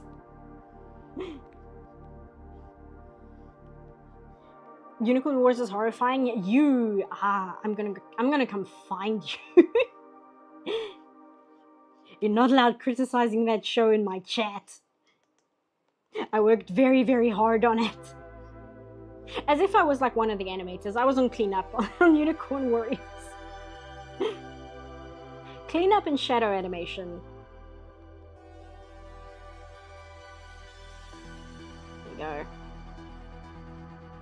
Which, by the sound of it, I don't know if I misunderstood the email from the studio, but I think they're putting me on a higher position on the new project they asked me to come on board. I'll hear tomorrow if I understood correctly. So I don't want to say like anything and then it turns out not to be true. But that's what it kind of sounded to me. I don't know. I'll see when I get there. There you go. Oh yeah, you think Zane means the Unicorn War. Okay, now I understand what you mean, yes. I feel like Disney got insecure of the love at first sight jokes Disney got. But like, it's fairy tales. I know Snow White is not realistic. Give me a cute ship tease. No, I know what you mean. I'm not a shipping person, but at the same time, I'm like, there are certain reasons why things in stories are archetypes, and pretending that you're going to do like a fairy tale and not have certain archetypes in it is like, why do a fairy tale then? Like, what's the point? Do a fairy tale or don't, you know? Commit to what it is you want to do. I think Disney just doesn't like couples anymore. Yeah, like I said, it feels like a corporate decision. It feels like something somebody on a higher up position like decided. And I don't have any like proof of that. I don't have any sort of material that would suggest that. It's just a feeling I get. It feels like one of those decisions. Don't think I've heard of Unicorn Warriors, but be watching something with a unicorn soon. Your Unicorn Warriors is not super cutesy, because it's Gendy Tartakovsky, and it's very interesting. It's a really interesting concept. I really hope at some point it can get a second season, because I'm curious as to where they take it. And it's got my favorite guy, Edred, in it. Edred is such a well-written character, and as I was watching people react to the show as it came out, I feel like some people didn't understand Edred, because they watched the first few episodes and they're like, wow, Edred is kind of just a terrible person, and I really dislike him because of it. And then they didn't keep watching, and they didn't realize, like, after the halfway point, all the terrible things that Edred did in the first half of the show, like, actively come back to bite him. Like, he makes his entire situation worse based on decisions he made in the first half of the show. It's very good. This is why I watch anime more instead. I get awesome characters and some romance here and there. Spy X Family has me by the throat recently. Yeah, me and shipping, it's not that I automatically just hate ships. That's not quite what it is. Anybody who follows me on Tumblr knows that's simply untrue, because I'm like very normal about Garrus Vicarian. I'm very normal about Garrus, and I'm very normal about the Emperor from Baldur's Gate 3. So it's not that I'm against shipping. It's just there's a certain demographic of fans where I feel like they don't care about the quality of the product.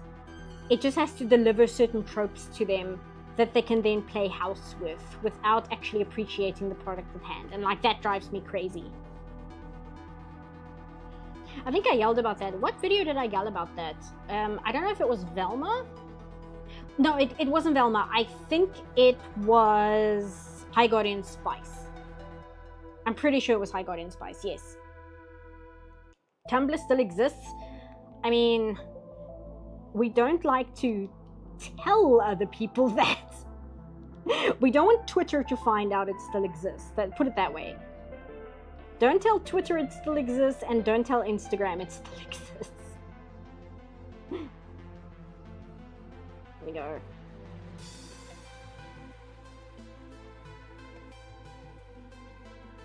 And as I said, like, I think 10 minutes ago, I really need to just grab a drink of water quickly. Give me a sec. I'll just mute the mic so I'm not, like, chugging in your guys' ear. Where's the mic pause? Okay, give me a sec. I just really gotta take a drink. My throat's killing me.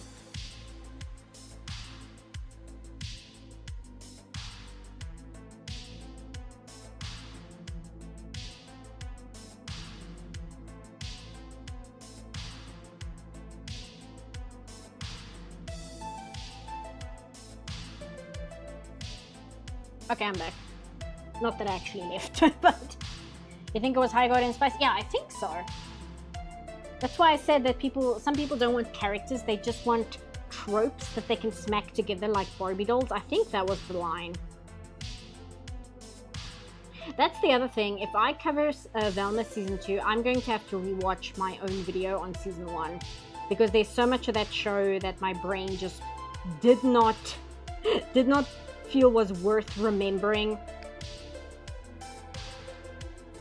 Brain storage memory that could just very much be used for, it might have much better use elsewhere. What am I trying to say? You know what I mean. Velma Season 1, it's not worth remembering, but if I'm going to cover Season 2, I need to remember what happened in Season 1. So I'm going to need to rewatch that video.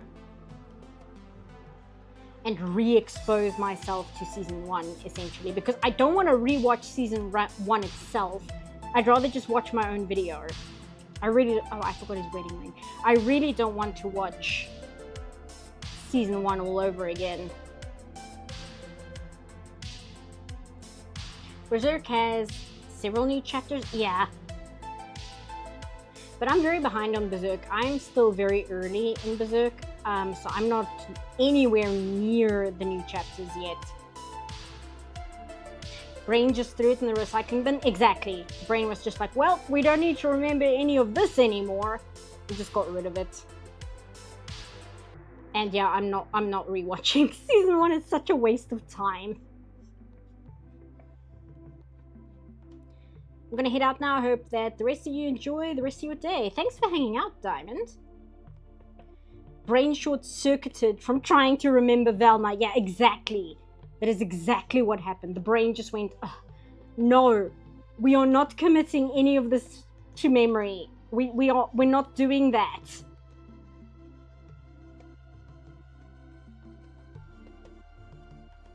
Which I think is fair. I don't think anybody can blame me for that. It's like a self-preservation instinct.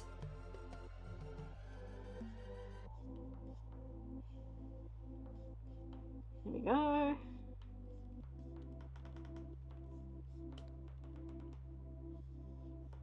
I also downloaded this new brush, which I quite like. It's technically a pen, but it has like a kind of texture to it. So it's kind of like a pencil, but not really. I really like it. Big fan. I read till the beginning of the island in one sitting of Berserk. Then you're like way ahead of where I was. I am at where they're breaking Griffith out of jail, which is quite early. Like I am exactly at the point right before things get astronomically worse. Here we go.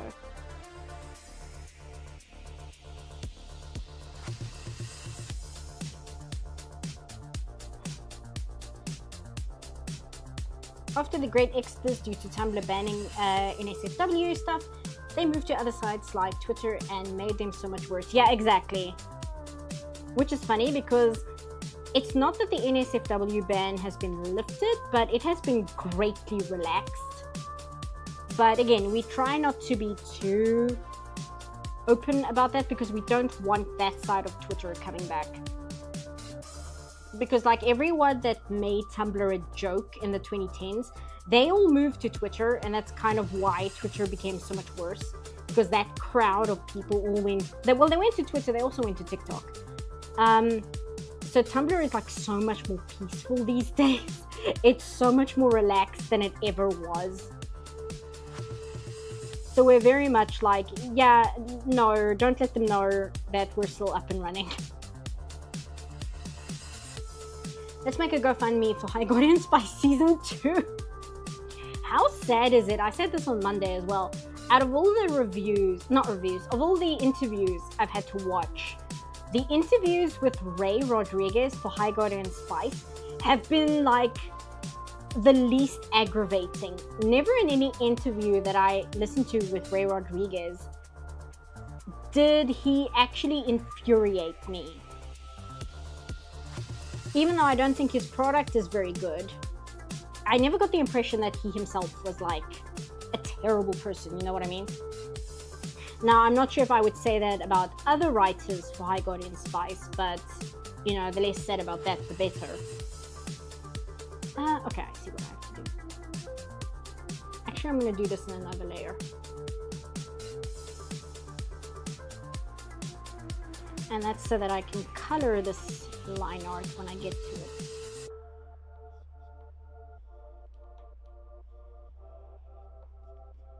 There we go.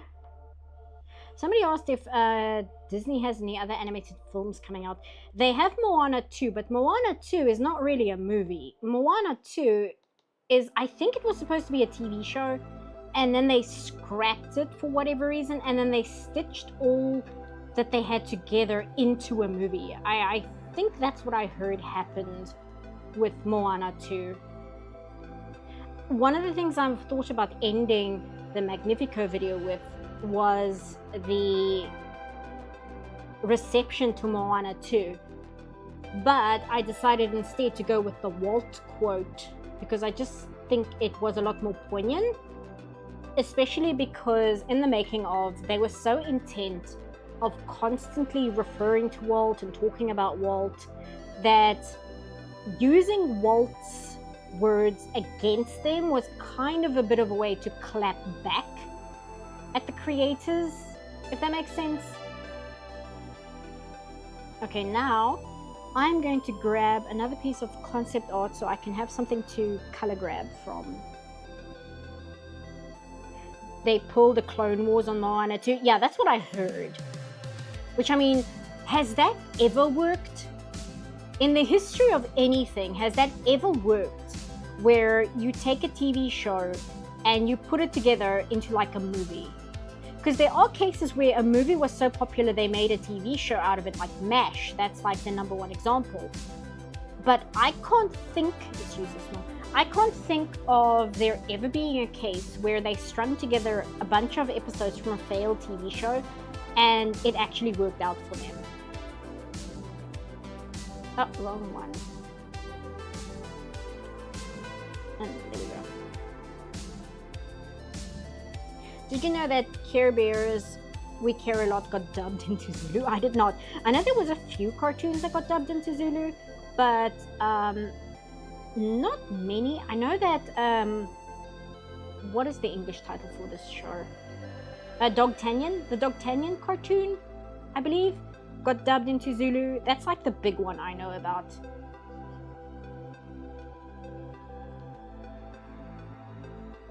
There we go.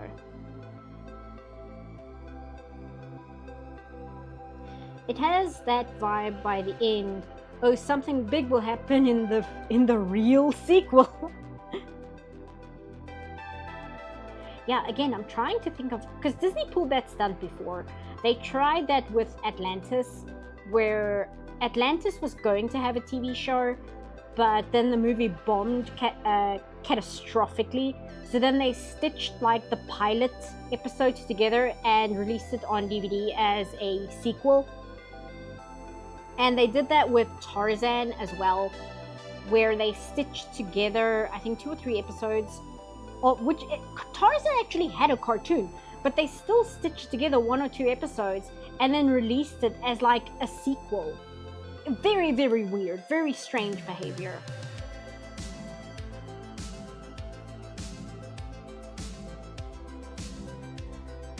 All I know about Clannad is that it's got recycled for Nyaneka Sugar Girls, which is all I know it from. We clearly know which of the two is the superior product then.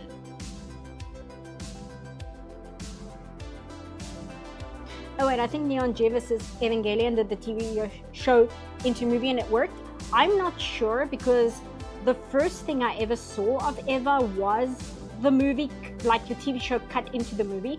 And me going in with absolutely zero context, because this was back in the day when the only anime I had any, like the only anime that was available to me was what I could rent at the video store. And the Evangelion TV show cut into the movie was one of them. So I had zero context and I couldn't make heads or tails of that movie. Like none of it made sense to me. And you may be like, okay, well that, of course not, you didn't watch the TV show. But then I'm like, yes, but then how is it a well done movie then? If you had to have seen the TV show for the movie to make sense, then the movie failed at what it was trying to do, right? I remember getting a Beast Wars movie as a kid and being very disappointed it was just the first 3 episodes pasted together. Oh, that sucks. Because the Beast Wars movie, that would actually be really cool. Beast Wars is one of those Transformers stories that's like legit really well written. I've thought before of using Beast Wars as an example of like writing problems, like using writing problems to your advantage and making a good product at the end of it. Because Beast Wars may look not good because of when it was made and all of that, but in terms of writing, Beast Wars has really solid writing. Not much of the TV show made sense either. I mean, fair. But that is fair.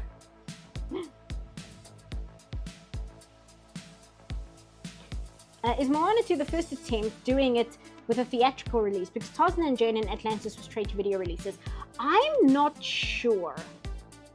No, I was about to say Return to Neverland, but Return to Neverland was never intended to be a TV show. I think that's the only, like, direct-to-Disney sequel that had a theatrical release, if that makes any sense. Like, no, I think, didn't The Jungle Book 2 also have, like, a limited theatrical release or something? Something like that. But neither of those had plans to be, like, a TV show. So Moana may be the first. I would have to look that up, but that's a good question.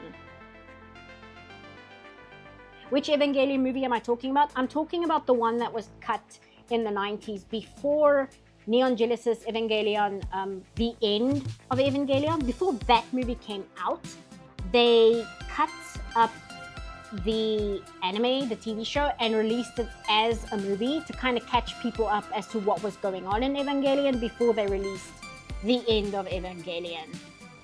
I'm just saving my work because I'm getting a little antsy that I haven't hit save yet. Peter Pan 2 had a theatrical release, limited time. Yeah, then I realized, but that was never intended to be a TV show.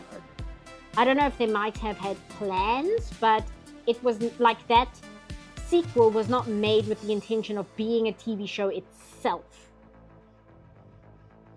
Honestly, if you've seen my Disney reviews, you might know this, but legit, the Peter Pan sequel, I think, is better than the original Disney Peter Pan. And I know that might be a little sacrilegious, but it's a fact. Like, the original Peter Pan is not, it's not a good movie. It's not a good movie. I'm sorry, it really isn't. It's okay to acknowledge that a few of the movies made under Disney himself were not great films, and I feel like Peter Pan is one of them. The animation in it is great, but like, as a movie, it's not that good, honestly. Oh hey, thanks Indigo. Thoughts on Shota? I used to see them a lot. Thank you. Thoughts on Shota? I used to see them a lot in shoujo like Oran High School Host Club and Fruits Basket, but then they poofed out of being. Yeah, that's a tricky slope, isn't it? Because Oiran is always a difficult show to talk about, because Oiran was written specifically to be a deconstruction of the reverse harem genre. Like, that's why that show exists. It just happened to be the best reverse harem anime ever made as well, which kind of threw a wrench into things.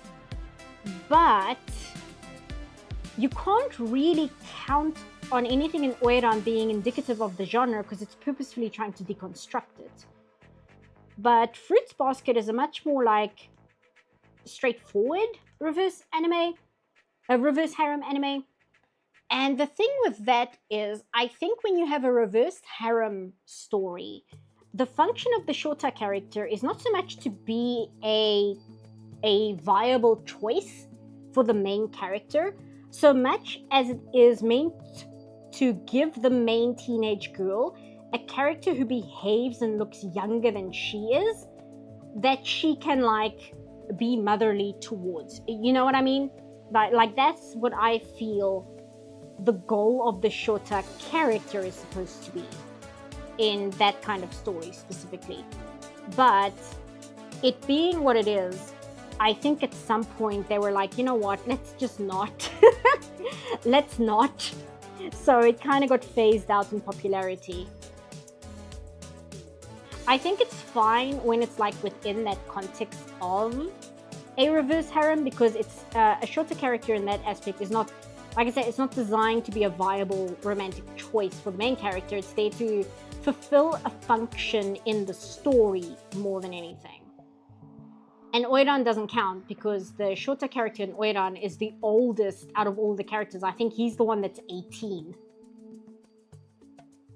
I hadn't watched a single reverse harem and Oiran was still great. Yeah, Oiran, you don't need to watch a single reverse harem anime to enjoy Oiran, but if you have, it really elevates that that TV show. It's just a legitimately fantastically written show. And that makes sense because the writer, not the mangaka, the TV show writer for Oiran, he wrote for Utena, I believe. I think he was one of the writers on Utena. And I think he also went on to write FLCL, if I'm correct.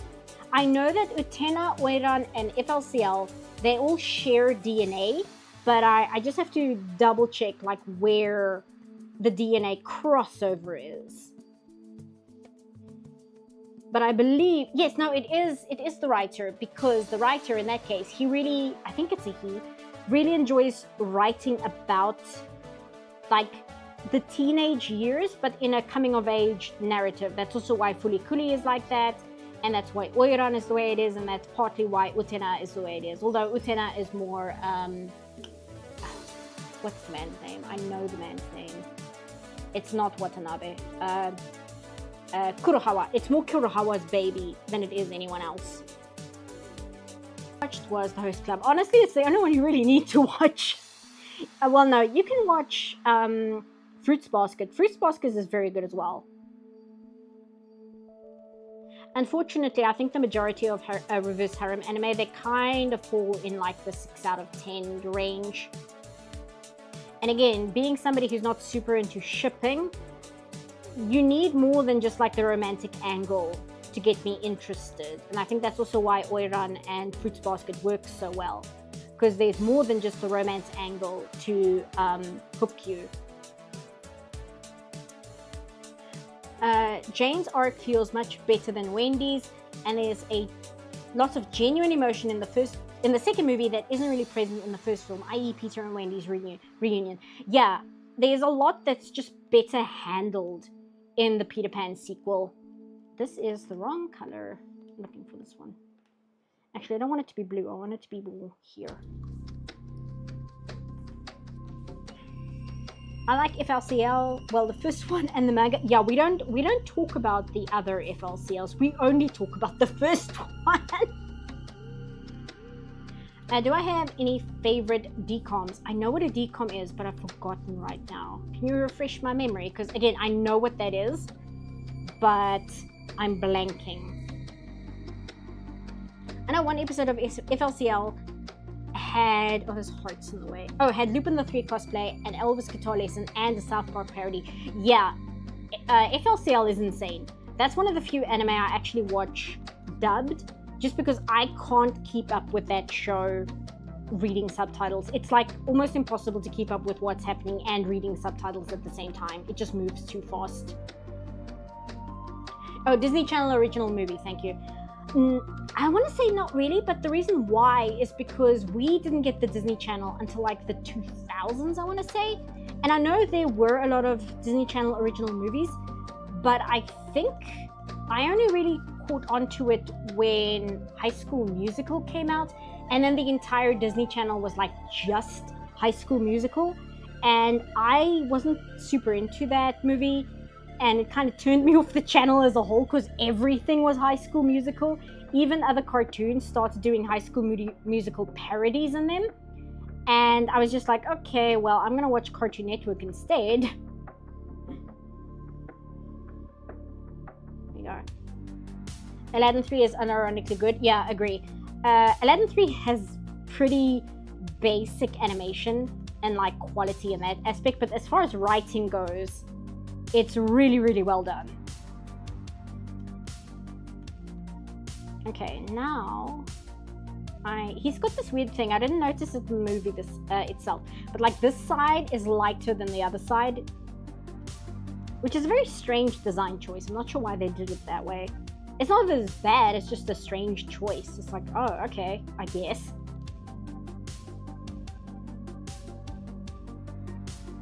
Hey, Essence of Herbal.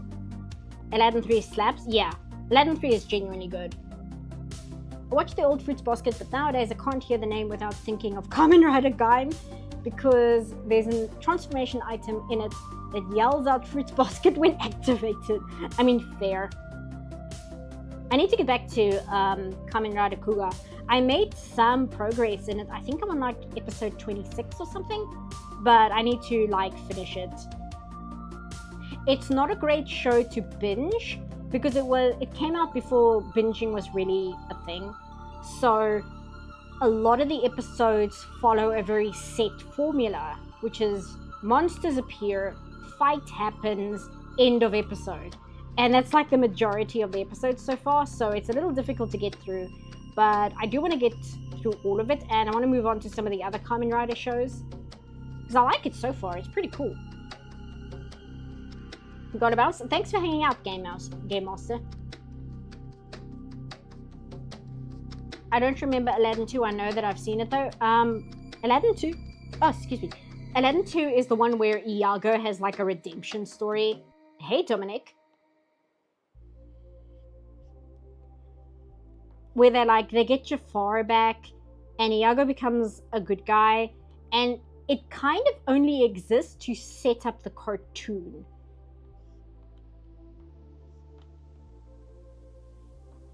Interesting thing about Aladdin 3 is that I can't believe they got Robin Williams back for that one. That's kind of insane. I remember getting Return of Jafar when it came out. I don't think I was very interested in sorry, the heart's in the way. Let me switch to here. I remember getting Return of Jafar when it came out. I don't think I was very invested in it, and I don't remember it at all. The cartoon was really good though. Yeah, I remember quite liking it when I was a kid, but I think even as a child, I had a soft spot for like the redemption of an evil character, and I really liked the comedic relief characters that were often in Disney movies. So I think that's why it appealed to me, but I don't know whether it's like actually a good movie or not. I don't know whether I'd go that far. Despite its quality, Cinderella 2 or 3, again, was hard. Cinderella 3 stressed me out. I didn't learn this about myself until I was an adult, but I don't like ruined happily ever afters. I mean, that's fair. I really like Cinderella 3, but I can fully understand what you mean by that. Because that is really annoying, because I've had that happen with other things that I like, where it's like, oh, it wasn't really happily ever after. And it's like, yes, it was. You just want to make more money. But you're also talking to the person who thinks The Lion King 1.5 is like one of the greatest Disney movies ever made. Because it's so unhinged. I just really like that movie just because of how insane it is, both as a concept and just everything about it is so ridiculous. And it has like really weirdly wholesome, heartfelt moments in it. And again, I was like a super fan of Timon when I was like 8. Oh, are you gonna, okay, where's the hole? Let me see. There it is.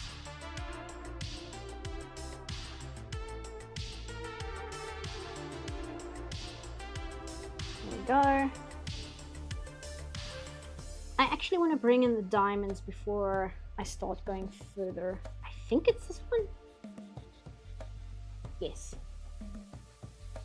So just make them like that, I think. Yeah.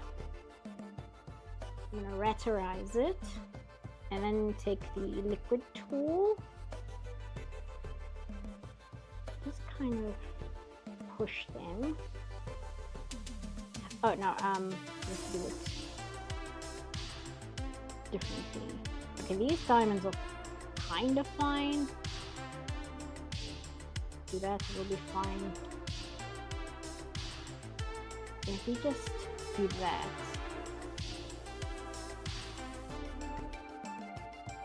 Oh, other way, hold on. Come on, what is Clip Studio Paint's problem? Here we go. Do that, do that, that, do that. There we go, okay. Now, oh, I see, I do have to do the solids underneath before I can do the diamonds. Lion King 1.5 is the best Lion King movie. How sad is it that we live in a reality where Lion King 1.5 is the second best Lion King movie, like unironically. The best Lion King movie is obviously The Lion King.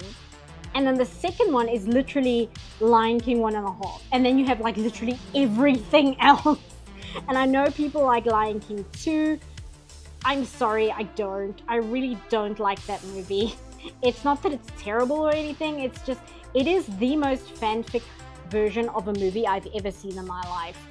Like, if I were to picture what a fanfic would look like as a movie, Lion King 2 is it. Like, that is what I imagine when I imagine a fanfic as a movie. Which is weird because like 50 Shades of Grey exists, and I still think that Lion King 2 is more of a fanfic movie than 50 Shades of Grey is, which was literally a fanfic movie. In my opinion, the greatest thing to ever come out of Disney will always be Gargoyles. I mean, fair. Gargoyles, I think the first season of it is insanely good. Oops.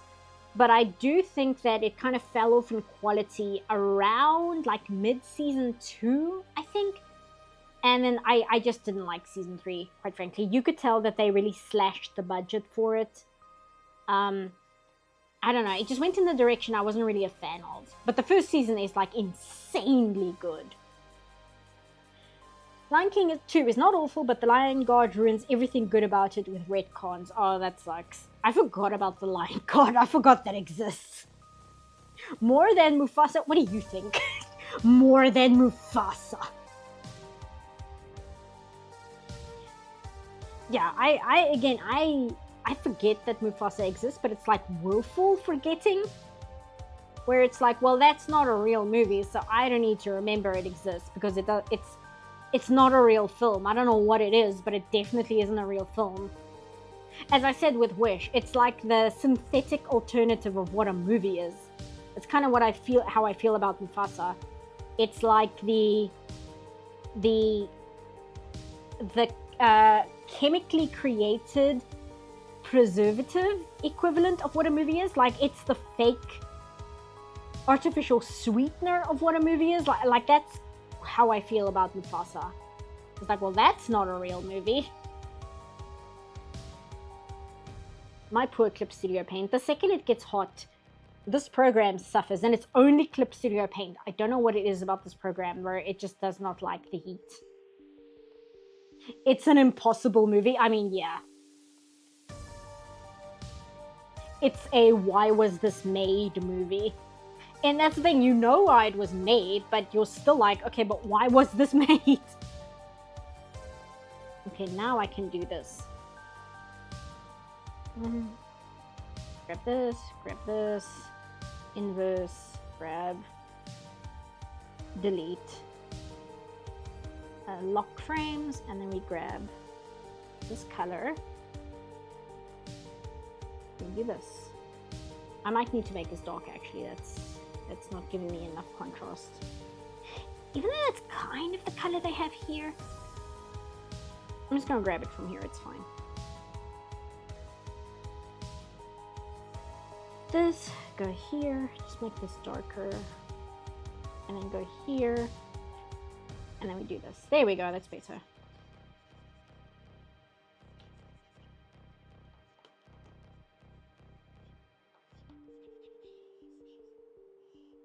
And then grab this and then do it on the other side.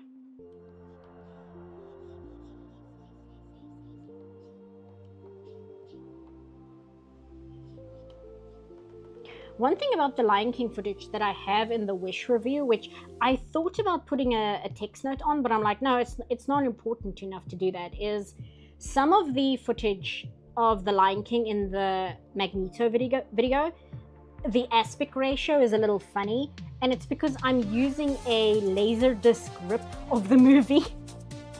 So I was like, I wonder if people will be bothered by that. I wonder if I should make a note as to why the aspect ratio is like that. But then I decided, no, if I don't mention it, nobody's gonna care that much. Aspartame Lion King, exactly. Now you know what I mean. That's exactly it. Fela 9 Lion King.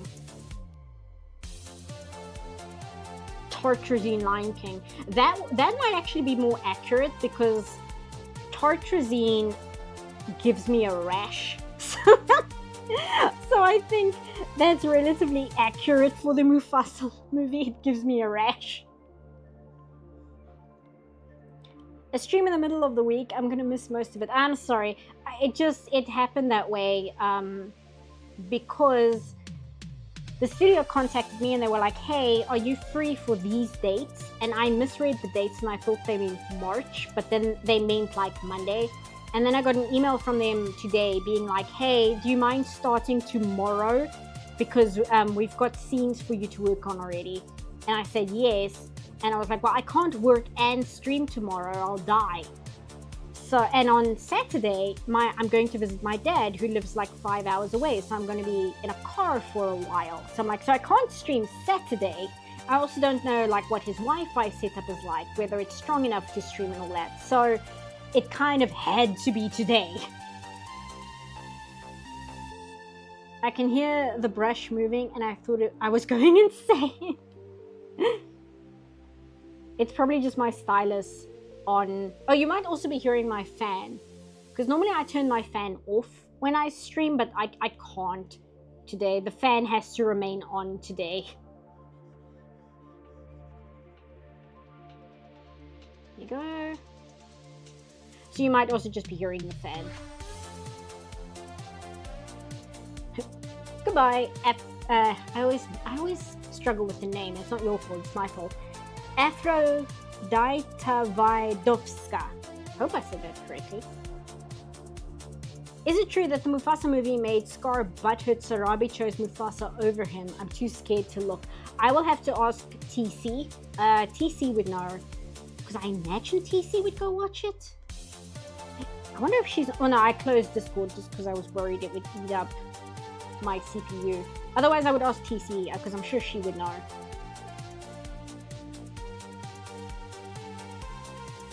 I have like certain friends who are like specialists in like a specific fandom. So I have like one friend who's like a giant Transformers fan. And then I have TC, who's like super into Pokemon, but she had like a massive Lion King phase. So she has like all this Lion King information in her brain just from that period. And then I have a friend like, and then Dana is like the Five Nights at Freddy's fan, where she has like an encyclopedic knowledge of that franchise. And then I have another friend who is, where would she fall? Like she's insane about a lot of the things that I'm insane about. But I know there's got to be like one that she's like the person to go to for information, but I can't think of it right now. Please tell me you didn't make Scar an incel. Oh, okay, that's blue. Is it blue? Yes, it is blue. I'm actually going to start grabbing colors from here because I think it's easier. Oh, I see it is actually this color. I was curious. I'll do that first before I do the blue of his thing.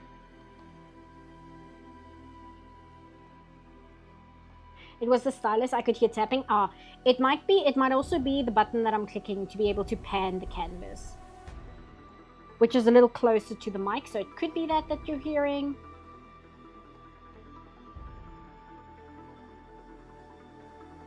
It could be a lot of things, quite frankly, but you might be right. It's probably just the stylus.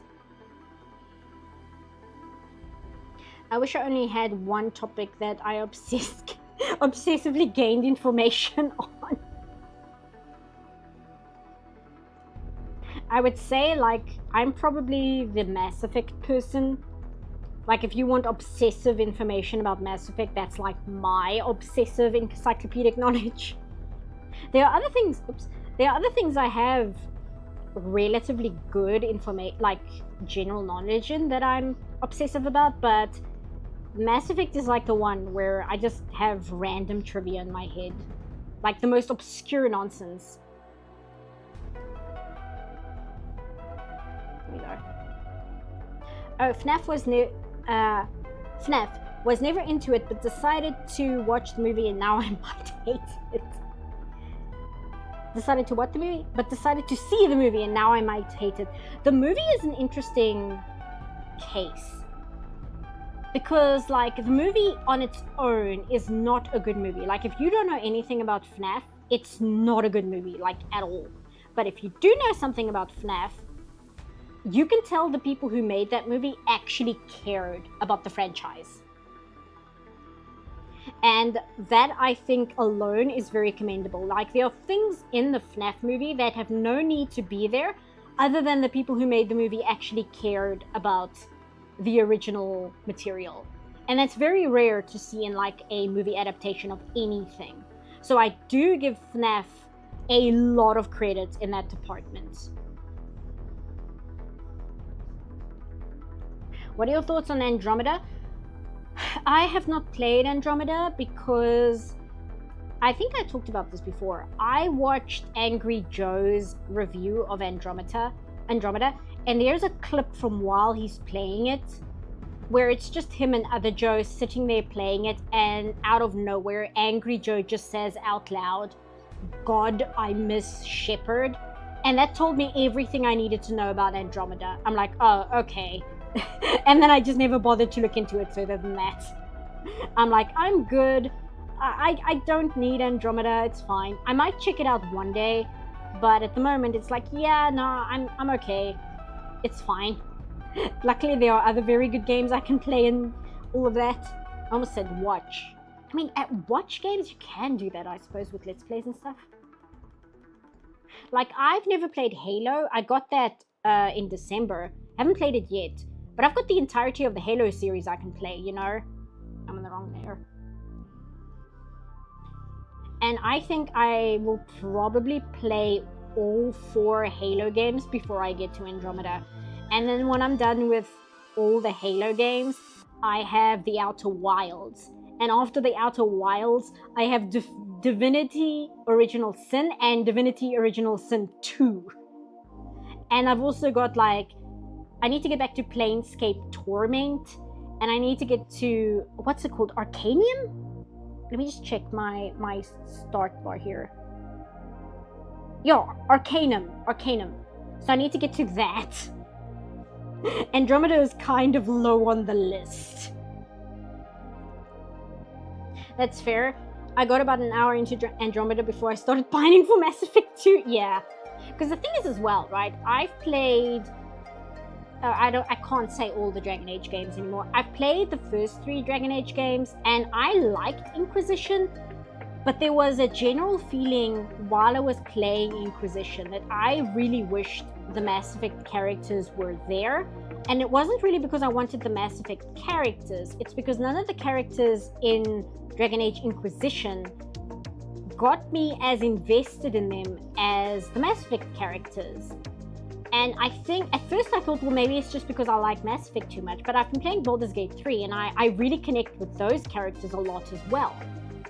So I just feel like the Dragon Age characters, they don't connect to the story as well as the Mass Effect characters do, and how the Baldur's Gate characters do. So I know what you mean when you say that, because again, that was my experience with Inquisition, where I'm like, this is fun, but I really wish the other characters were here. Arcanum, great, amazing game, but do download the fan patch. Okay, noted. I will do that. What are his clasps? What color are they? Oh, they're like kind of this color, but not really. I'm just gonna make them this color for the sake of simplicity.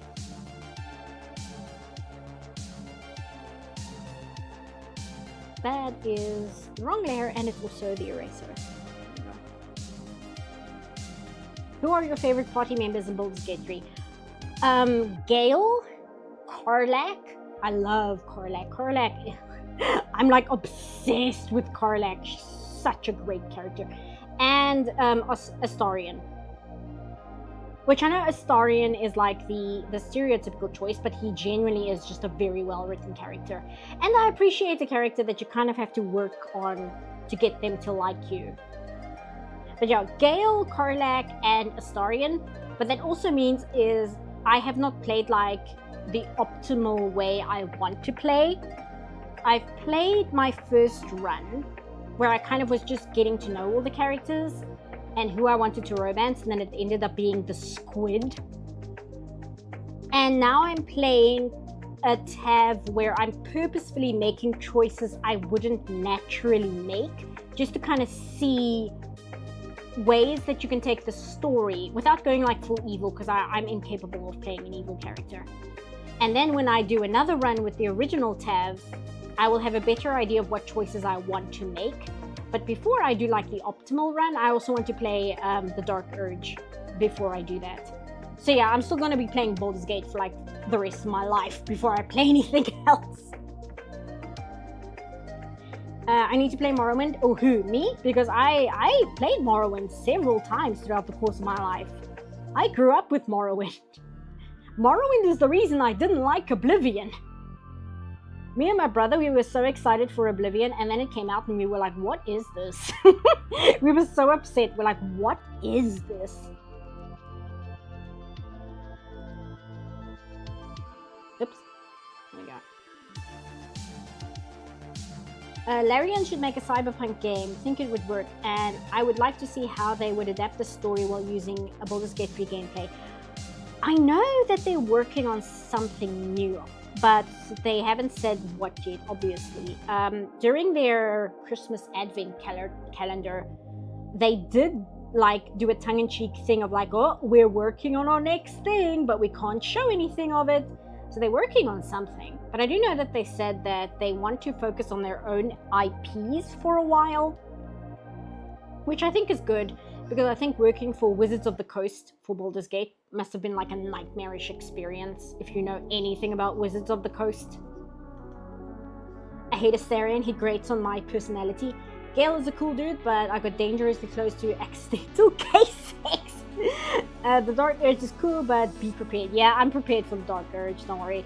I also decided to make the Dark Urge so much worse upon myself, because I decided that I'll romance Karlach as the Dark Urge. And without like spoiling anything, that just opens so many doors for angst. It's like unreal. And I'm like, you know what would be funny? If I romance Karlach as the Dark Urge. That would be really funny. So we'll see how that goes. The scary thought is the upcoming Zelda movie. Zelda fans actually care about the story, and Illumination isn't exactly known for having quality scripts. I mean, that's true, but apparently they didn't do too bad on the Mario movie. That's another one I still need to get to, because I didn't pay it any attention because it's Illumination, right? And I was like, Illumination making a Mario movie. This doesn't inspire me with a lot of confidence. But then apparently they didn't do too bad a job. So I need to check that out. However, my friend watched Sonic 3, which everybody said was really good. And she's not a Sonic fan, but she got like angry at the misrepresentation of Shadow in that movie. She was so angry about what they did to him. She's like, I'm not even a Sonic fan, and this is really infuriating me. Gale is very eager for romance. I've had to turn him down multiple times. Gale is very eager for any human connection. Thoughts on the Mattel Disney Cars diecast line? I'm not familiar with it, but I'm not really into cars, right? Mario Bros. Wasn't written to be a good movie. It was written to be accurate to Mario. I mean, fair. I think that's a good way to describe... I guess that's how you would have to describe Mario in general, right? The thing is with Zelda, I'm not a massive Zelda fan. I really liked Twilight Princess a lot. But I'm also like, well, what is the story? Like, how do you adapt Zelda into like a movie narrative? I'm not entirely sure what they're going to do. Because my biggest problem with Zelda is there's potential for interesting story there, but Nintendo never seems willing to take the interesting route with the story that's potentially there. They always do like, I guess the safest option is the best way to put it. I don't think people really play Legend of Zelda for the story. Let me put it that way. Too much in the Mario movie feels like an extended training montage. Okay, I kind of know what you mean when you put it that way. But I'll see, because I do have a copy. I just need to sit down and watch it. The only Zelda I finished was Phantom Hourglass. Oh, yeah. I did my first honor mode run in Baldur's Gate 3 by speedrunning Gale to go nuclear when they find the main villains the first time. Yeah, I'm incapable of doing that. I constantly have to smack Gale with the newspaper to tell him to be like, no, we're not doing that. I don't want to like go too much into detail with Baldur's Gate 3 because my friend Dana wants to stream it in like a week or two from now, and she is going to go into it completely blind. So I don't want to say anything that might spoil anything. I want like the raw experience for her when she plays it the first time. As someone who was in the Zelda fanbase once upon a time, I heavily disagree. I think first-time fans don't care about the story. The story of The Legend of Zelda is the curse a demon placed on a goddess and her champion, which happens every time they get reincarnated. Yes, but the thing is, all of that is in the games, right? All of that is in the games. But like, what is the plot of the games themselves? How does... Because what you're describing is the lore. That's the lore of Legend of Zelda. But when it comes to like the actual plot within the games themselves, it always feels lacking in comparison. That's my criticism of the Zelda games. I've got to pop out now. I've got to finish getting ready for my upcoming Warhammer League. Stay cool, everyone. Thanks for dropping by, Prophet of Puns. And that's exactly the type of person that the movie was made for.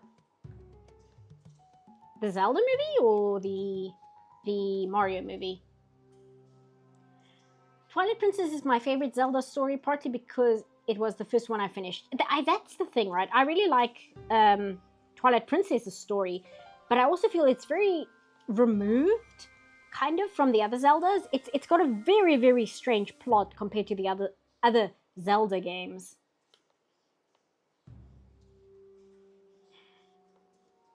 That's exactly... Oh, sorry, I read that already.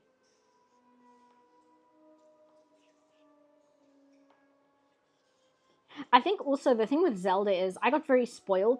Is my music still going? Yes, it is. I got very spoiled because somebody brought up a concept where Zelda, the franchise, not the character, Zelda actually plays with the concept of forced destiny. Of like, it doesn't matter what kind of person you are, it doesn't matter what your circumstances are, you are going to be reincarnated and you are going to be the hero and you're going to be the princess and you're going to be the bad guy, and nothing you do is going to change that. And this webcomic took that concept and then set it up where before anything happens, Link and Ganon are like friends before anything goes down. And not really in the way that Transformers 1 does that kind of setup. It's a little different. Because Ganon is like, he's a male Gerudo, which in of itself is very, very odd and weird. And it just kind of played with that concept a little. And I guess that just made me go, geez, there's so much you can do with this concept. And I never actually seen Nintendo do anything with it. Now, I was following up my previous comment that was too long to type out. Oh, here I see. I swear this is true. That when I saw Mario, I was sat between 4 kids and one of them literally was pointing at the screen like that meme explaining references to his friend. And that's exactly the type of person the Mario movie was made for. Oh, okay, I understand what you mean. It's interesting because Transformers 1 is also kind of like that. There's so much in Transformers 1 which is built to make you point at the screen. But the difference is Transformers 1 is also actually very well written. It's very interesting, and the story is actually engaging and makes you want to care about the characters. First time I played Baldur's Gate 3, I accidentally chose the Dark Urge. It was an interesting experience. Yeah. My friend Jenna, who's going to play it now, her friend was saying she should play Dark Urge first. In my opinion, even though I haven't played Dark Urge yet, I like playing it after playing Tav. Because it's like playing the game for the first time twice. And there's almost no other games where you can have that experience, where you play the game for the first time, and then there's an entire different version of the game where you play it for the first time again. Just because Dark Urge has so much extra content to it. What is his pants underneath? You don't really see them, so I suppose it's the same as his cloak.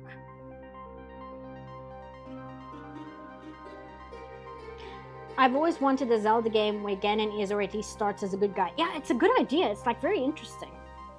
Maybe I'm just like predisposed where I like those kinds of stories. But I do feel there's a lot you can do with that. You can do a lot with like the tragedy element of it, right?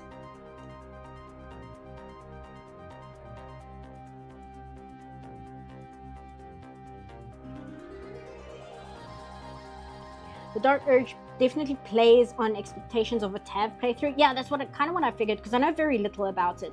I know certain things, but there's a lot of it I don't know because I've purposefully been avoiding spoilers and all that. So I'm very excited to do that playthrough just because, like I said, it's like playing the game for the first time again. Okay, now I have to do all the detailing on this man's outfit. Okay, wait, let me grab the dark blue first, which is kind of this. Let me make a new layer for it just in case. And up the anti-alias a little bit. I mean, Ganon is meant to be evil personified, though maybe our character liked him. I'm not sure what you mean by that, but yeah, but the whole thing of like, oh, this character was born evil, they're always evil, don't question it. It's fine, but the fact that it's like that in every single version of Zelda, it's like, okay, it's Ganon again. I think somebody pointed out that the most interesting version of Ganon is in Wind Waker, because when you face him in Wind Waker, it's almost like he has some level of understanding that he's locked in a reincarnation loop. And that was really interesting. But then the next game was, not the next game, but then they did like the whole Zelda timeline, and that kind of ruined a lot of things. Because now they were locked into that timeline where everything they did afterwards had to adhere to the Zelda timeline.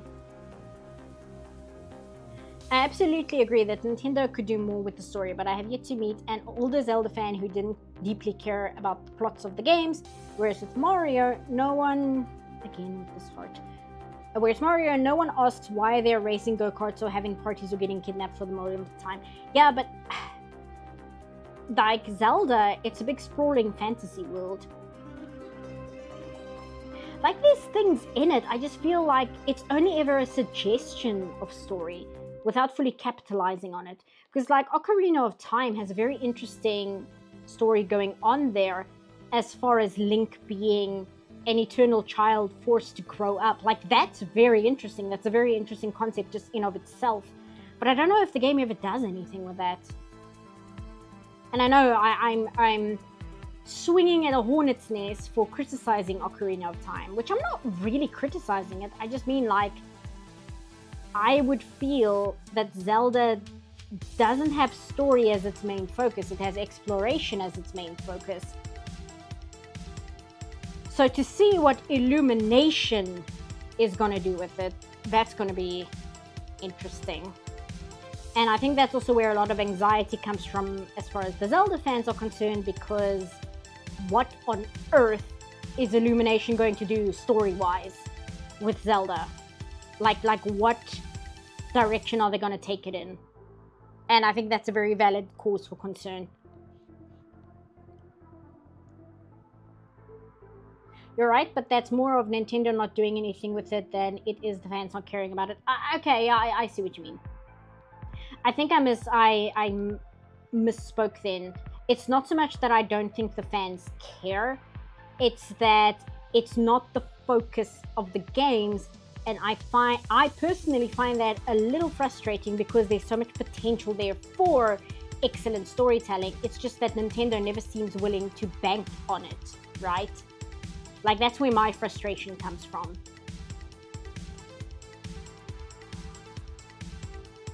Okay, it's gone.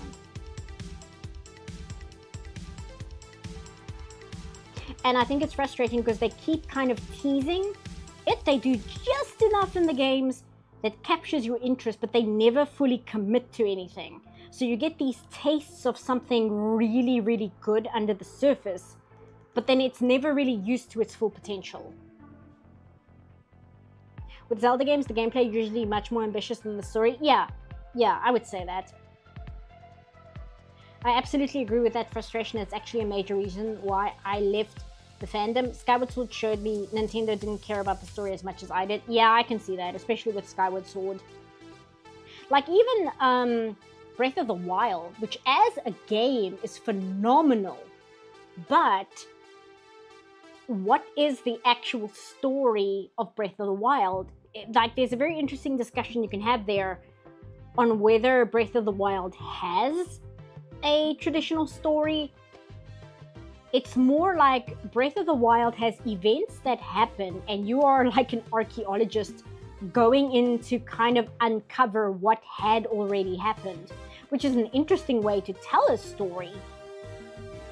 But it is different, right? It's like they're subverting a story which didn't exist in Zelda.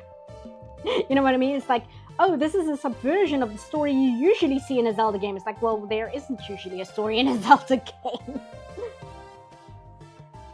Has Zelda ever had any outright duds? I think it depends on who you talk to. Some people would say that Skyward Sword is a dud, but I've seen other people like defend that game with their life. So it depends. I'm looking for... Are you gonna load? Okay. Where is my diamond brush? I need that. Oh, I need this one as well. Bigger. Oh, too big. Too big. There we go. Do that. And I think he has... Yes. He has this color here.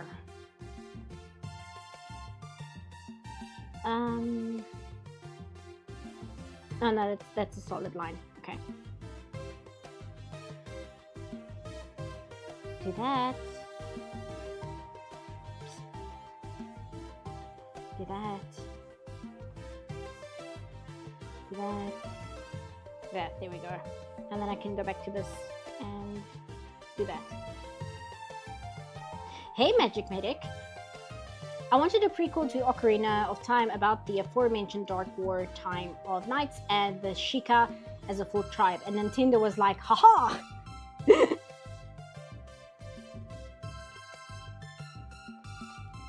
Oopsie. There we go. Yeah, because like I'm trying to think with The Legend of Zelda. Would you equate the way that Legend of Zelda tells its stories to the way that Dark Souls tells its stories? Would one say that's kind of an equivalent? How do I feel about Dan? Sorry, this heart is in the way. How do you feel about Dan on this here channel? I still need to watch it, as with most things, because I am so often working and then I can't watch something that I have to pay attention to, so I just resort to like listening to drama YouTube or a video essay or something. So that's why I'm so often like, oh, I haven't seen that. And I was gonna take some time while visiting my dad to watch some things, but then the studio came and were like, hey, we need you.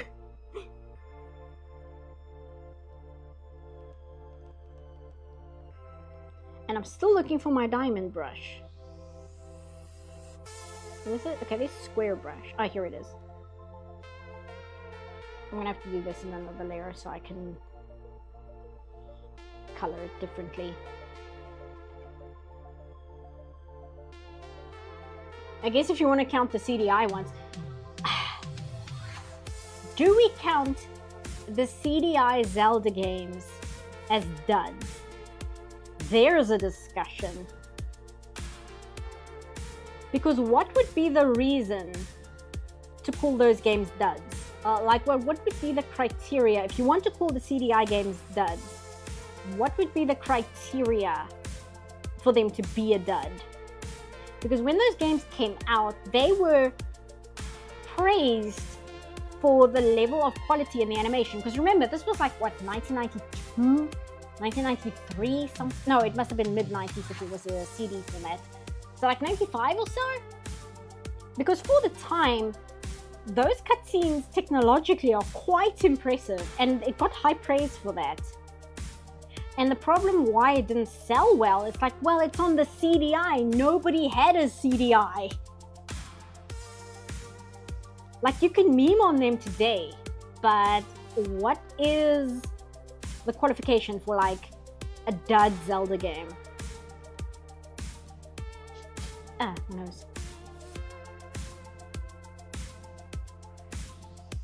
I know nothing of Dark Souls, can't comment. Okay, fair.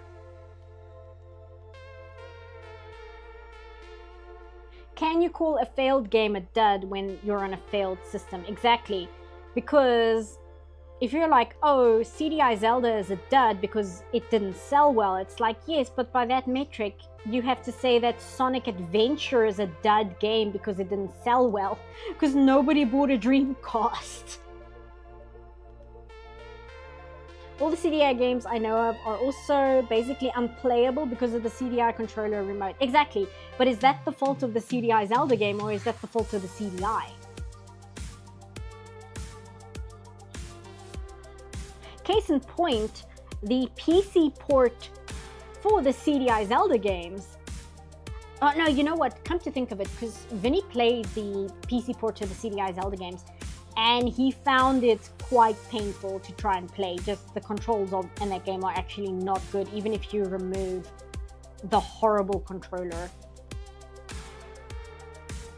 So I suppose with that metric, it's like, okay, well, it can be a dud game because, yes, the controls for it are dreadful. Hey, that one Lucario fan. Your stream's always wonderful, Superb. Also, I recently used some of the information you shared about my adventures with Superman anime inspiration in a conversation with some IRL friends. I'm glad you enjoy what I make. That's always good to know. I work hard on these videos. Didn't the team that made the CDI games make a new game last year? It wasn't the team who made the originals. It was actually a fan who made, is it RZ? The Jewel of RZ, I think it's called. I might be wrong. And he got some of the voice actors who were like, he got the voice actor for Link from the CDI Zelda to do like the narrator in the tutorial. And I think he does one of the characters.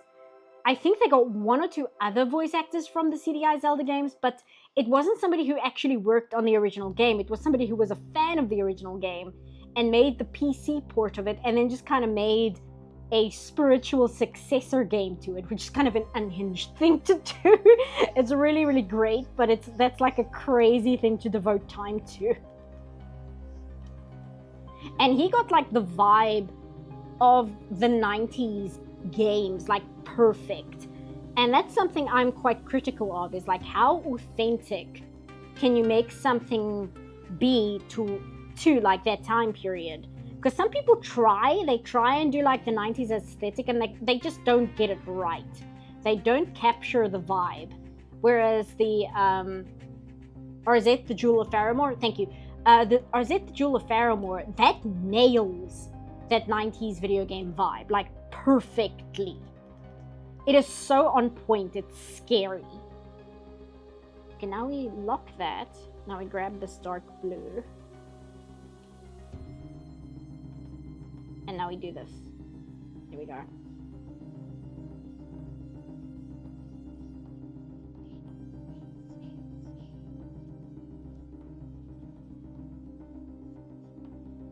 Do that. I'm gonna go back here because I want to do his cloak as well. Actually, no, I'm not gonna do his cloak behind him. I'm just gonna do it on the same layer and make it easier. The fact that RZ is well liked says that maybe the CDI itself was the reason the Zelda games were bad. Yeah, like, the CDI Zelda games are weird in their tone. They're very, very strange. But if you look at like the 90s Zelda cartoon, did people like it when it came out? I know it's a joke these days, but people like the Legend of Zelda cartoon when it was airing in the 90s? I want to say yes, but I don't actually know.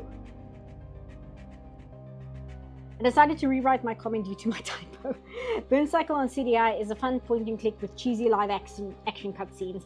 We need like more of those. I want like the really cheesy FMV games to have a comeback. Because those have such a vibe. It's not that they're good. They just have a very specific vibe to them that I'm a big fan of. Maybe it's just nostalgia though. I don't know whether that can be like a good metric for quality. I think it only had 13 episodes. Yeah, something like that. It never aired here, so I only learned about it when I went to like animation college in Vancouver in like the late 2000s. And that's when I learned about like the Zelda CDI cartoon and the Mario cartoon. And I'm like, oh, I didn't know any of these things existed. Okay, now I want to grab this. Nah, I want to grab a dark. Nah, it's too dark. Let's just go here. It's fine. Tim Curry escaping to the one place not corrupted by capitalism will never not be funny. That is the absolute joy of that clip. Is so good. That is like a top tier out of context clip. The fact that Tim Curry absolutely fails not to crack up while they're recording that moment just kind of makes it so much better. Because he's trying to stay in character and he's completely failing and he just starts laughing and he doesn't even try and hide it anymore. It's so good. Okay, now I also, this isn't really a perfect circle, but it's fine, I guess. I'm not going to worry too much. Do I have a color for it? I kind of. They're just kind of these glowing floaty blobs, right? They're not like super specific in what they look like. Oh, I want to actually do the layer between those two. Make that blue. And then I can just, oops, not what I meant to do. Just select it, oops, connected pixels only. And then enlarge to, and fill, there we go. And then we can like turn the opacity down. And then I'll put some sparklies in that in a second. Okay. Now, just to throw some shading, because I always feel, otherwise the character, if it's a human character, it always looks very dead if you don't put some level of shading to it.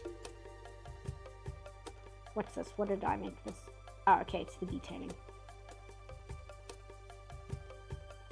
If you want to play some FMV games, you could play A Totally Normal Journey. The one CDI game, not CDI, the one FMV game that I played as a kid, which I never see anybody talk about, is a kind of like Myst, but it's for children. It was called The Day the World Broke. And to this day, I keep thinking about that game. I didn't even own it. I borrowed it from a friend. And yeah, the best way to describe it is it's like Myst, but for actual children. And I know it's on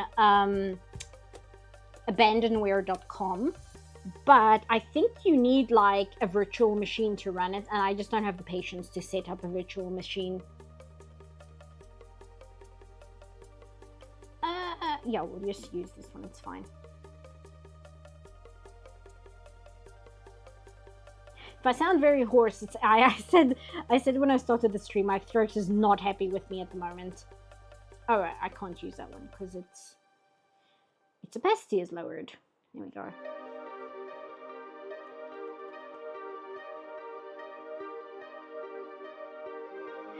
I just made a huge argument about how fans would care about the plot of Zelda movie, forgetting that I and many others love the cartoon just because it's Zelda relentless, regardless of its plot. I mean, fair.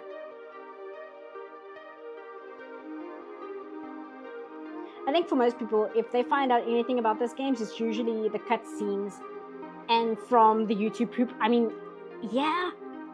I did watch Vinny play it though. Vinny, for some reason, decided to play the PC port of The Legend of Zelda CDI games on stream in like 2023 or something. I don't know why he decided to do that, but he did. He just woke up one day, he's like, hey, I know what I'll stream today. It's like, Vinny, why?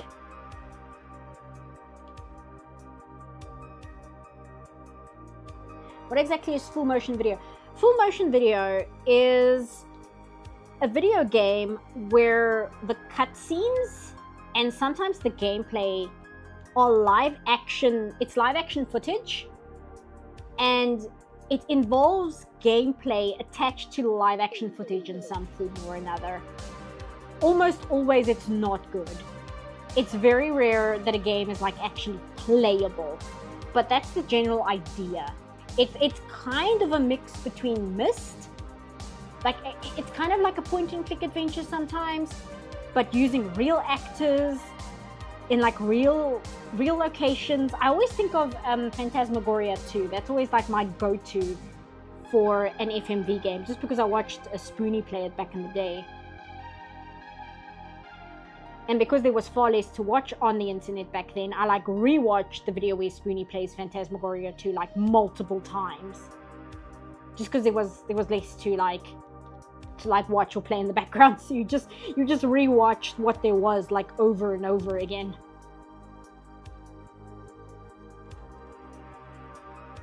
Am I making a mistake working on this? Kind of, not really. It's fine. I don't know, it's fine.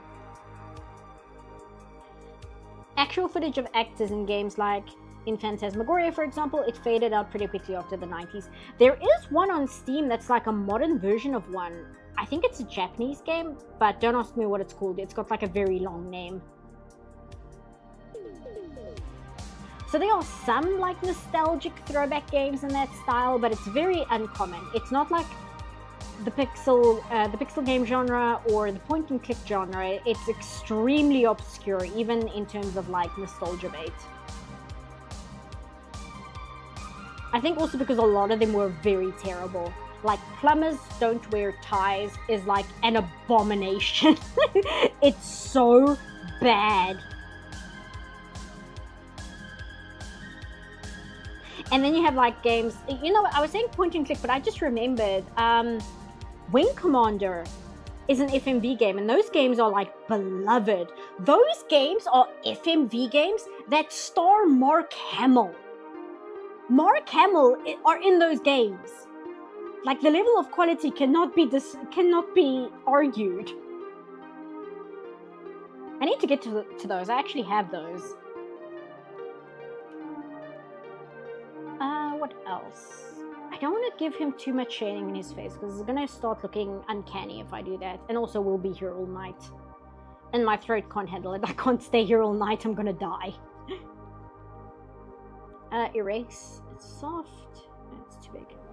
You have received a new message. Oh, thank you, Avina. Thanks, Necromancer Cobalt. Howdy, excellent work on the recent vid. Do you have any thoughts on the Sonic movies and Knuckles TV show? Not yet, but I did grab all of them. I know my friend really didn't like Sonic 3. She liked Sonic 2 and she liked Sonic 1, but she was very upset with what they did with Shadow in Sonic 3. But I myself have not watched them, but I grabbed a copy of each, so I'm planning to sit down and just like marathon all three of them. Because I was watching Penny play Shadow Generations, the DLC, and I got like fully, what's the word, not committed, invested. I got fully invested in like Shadow's story in the DLC. It's so like genuine. It's the most 8th grader stuff you've ever seen in your life, but everything is treated as if this is Shakespeare in a way that I really like. I really appreciate how it takes itself seriously despite it being very, very silly. So it's made me be like, man, I really need to watch the Sonic movies properly. I've seen the first one, I just need to watch the others.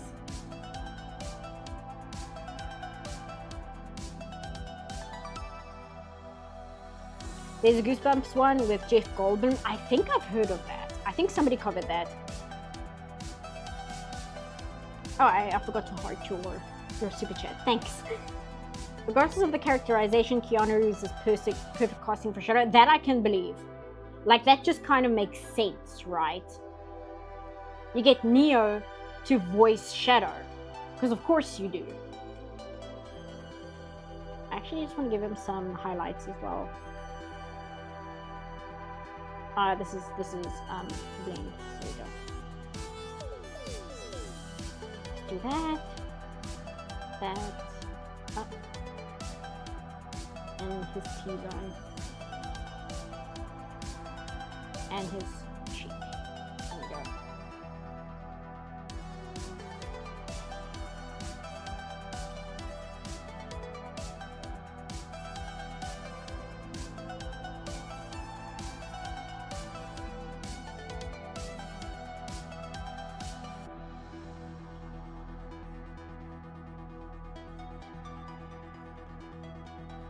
Okay.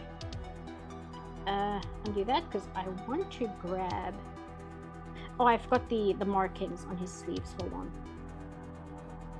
That one and that one. It takes itself seriously despite being very silly. Yep. Sounds like the Sonic franchise. Yeah, but it's great though. I think I'm so tired of the wink wink nudge nudge style of writing that a lot of like Disney properties do that a lot, where it's like, hey, remember all those previous movies this franchise had? Those were dumb. Aren't those dumb? We are so aware that they were dumb, so let's all make fun of them in like a very cringe way. So seeing a franchise where it's like, no, we're going to treat ourselves with the utmost seriousness. We're going to make everything we made before be treated with seriousness. It doesn't matter how silly it is. We're going to treat it as if it's this extremely serious writing. It's just really refreshing. Sonic was the last film I saw in the cinema before shutdown.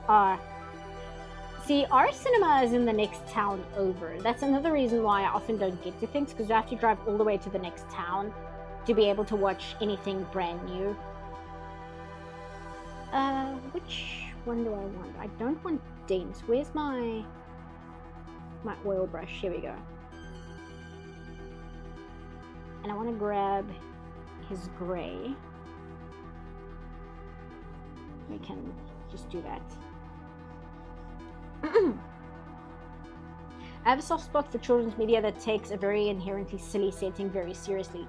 Like Yu-Gi-Oh! Or Inuzuma 11, it mirrors the way children tend to play themselves. Yeah, exactly. Like, I am a big fan of movies, or not even movies, just for things that are like, no, we're taking this seriously.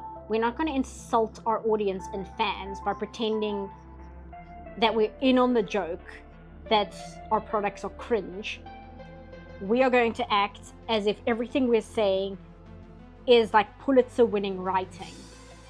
And it makes me like so much more willing to be invested in what the thing is. Even if it's not great writing, I'm like, well, at least I feel like the people who made it cared about it.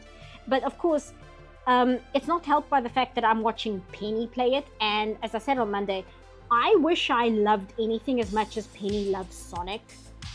So Penny playing the Shadow DLC, she is like hardcore locked in to the plot and the characters. And because she's so enthusiastic about it, it's very hard not to also be enthusiastic about it, just because she is like so into it.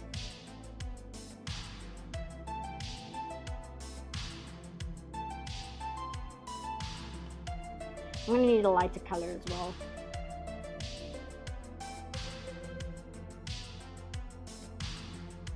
Grab this.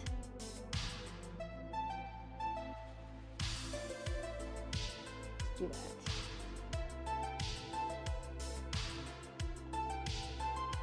Do that. Okay. Oh, I forgot his beautiful one. There we go. Okay. Now, oh, I need to do the stars on his cape. And then I think I'll just throw a few gradients on him. Oh, and I want to do the wish, and I want to do his fingerprints on the wish. But after that, it should be good to go, I think. Yeah, the earnestness is endearing. It is childlike, not childish, if that makes sense. No, that makes perfect sense. I know exactly what you mean when you say that.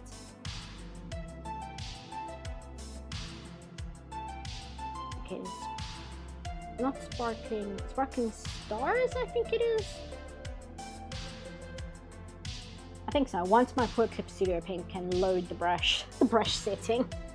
Is that Snapcube pity? Her passion is honestly super admirable. Like I said last stream, is that again, the hearts in the way. Super admirable. Like I said last stream, it's why I love his stuff, even when she's roasting the shit out of Sonic. Yeah, I'm talking about Penny from Snapcube.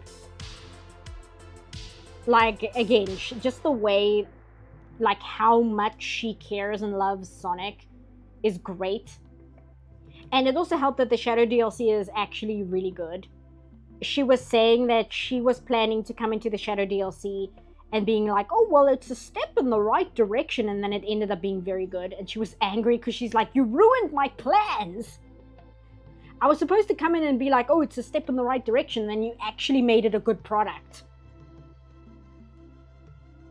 Sparkling Stars Mixed, I think it is. I think it's this one. Yes, it is. Just do that. There we go. And then I want to do the wish. Oh, it's up here. Let me do the hand, because I keep forgetting, and I'm scared I'm going to finish the picture and not get to it. Gotta be honest, I love Keanu as Shadow. I thought he was super well cast and did a great job. Yeah, though, again, I can perfectly see him in that role. Because you get, like, Neo from The Matrix to play Shadow. It just kind of makes sense, right? Spider-Man characters calling his sense the Peter Tingle plus Dishonored on me, my family, and my cow. Maybe they didn't have the rights to Spidey sense. Maybe. There's, like, a lot of weird things like that. Because Spider-Man doesn't belong to Disney, even though he's a Marvel character, he belongs to Sony. So whenever Disney wants to use him, they have to do all kinds of weird trading with Sony. It's like, okay, well, if we let you use Spider-Man, you have to let us use this. There's a lot of that going on. Keeping the rights to Spider-Man is one of the smartest things Sony has ever done. The best problem I have with a product, it's good and I wasn't expecting it. Shadow was good, and I'm shocked they haven't announced a spin-off movie yet. Oh, I think they will. Because I think I was about to say, I think the Sonic 3 movie did well. But of course it did well. It outsold Mufasa, and Disney was super salty about it on Twitter.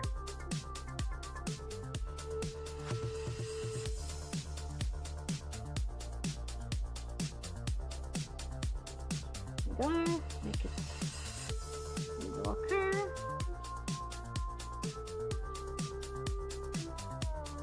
Wait, when has Disney used Spider-Man? Well, Disney owns Marvel. But Marvel and Disney does not own Spider-Man. Sony, well, the movie rights. Sony owns the movie rights to Spider-Man. So Disney can't make a movie featuring Spider-Man without negotiating with Sony. And I think in order to get Spider-Man for one, like I think it was Endgame or something, Sony asked if they could use a specific power for the Deadpool movie, something like that. There was some weird like exchange that happened there for that to happen. It's really nuts.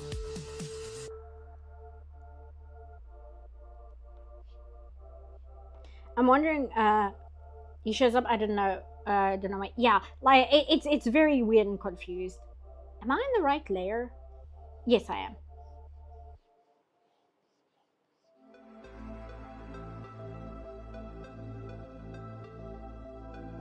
There we go. And now I want to... Oh, I'm not on the right layer. Oh, it's fine. And now I want to put a lot of sparkly stuff in there.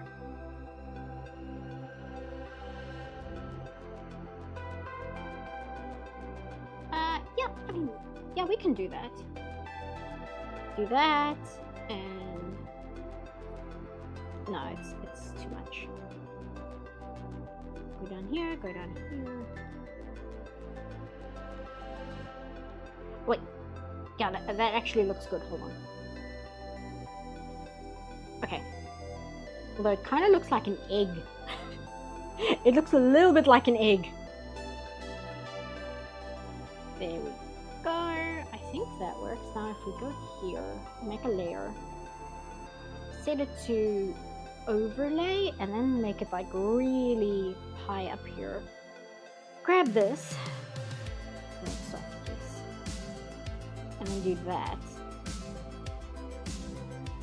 And then I also just wanted to do the line work on the rose clips, because those are lighter, so you should be able to see them. Wait, are they, what color are they? They're the dark color. Okay. The ending of Inuzuma 11 is profound in a way, showing children that their actions can leave a legacy even after they're gone. Oh, interesting. But I think like anime has a much better mileage with that kind of storytelling. Oh, I forgot that one. I'll do that in a sec.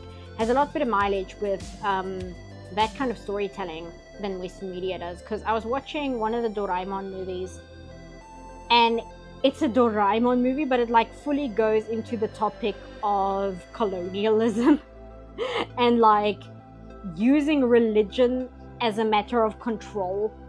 And it's a Doraemon movie of all things. And I want to do this one as well. Oops, am I on the right? No, I'm in the wrong here. And it's the wrong color. There we go. I mean, what exactly has Sony done with the rights? Given us Morbius and Madam Web, which are enjoyable for all the wrong reasons. I mean, you ask what Sony has done for us, and that is something they've done for us. They gave us Morbius and Madam Web. You can't deny that that is something they've given us. Okay, now I'm going to throw just a gradient on this, especially the cape, because that'll sell it a little bit. Actually, I'm going to use the overlay layer. Considering I have it, I might as well use it. It has to be the front color. It can't be the back color.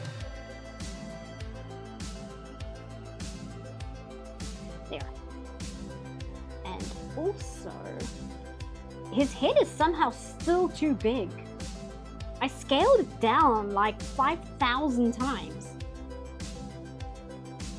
Okay, grab that, go to overlay. Here we go. Yeah, kind of blue, I guess. And we do this.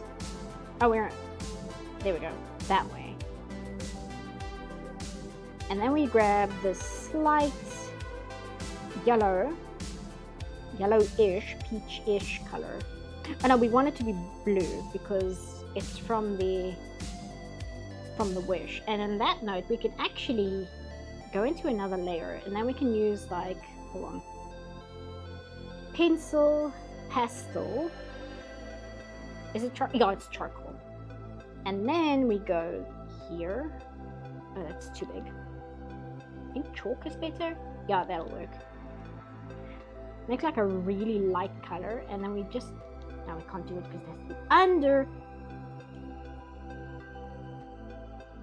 There we go. And just do that.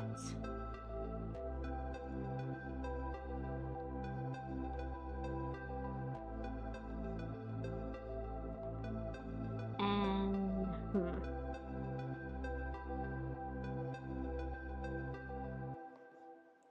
and make it a little bigger.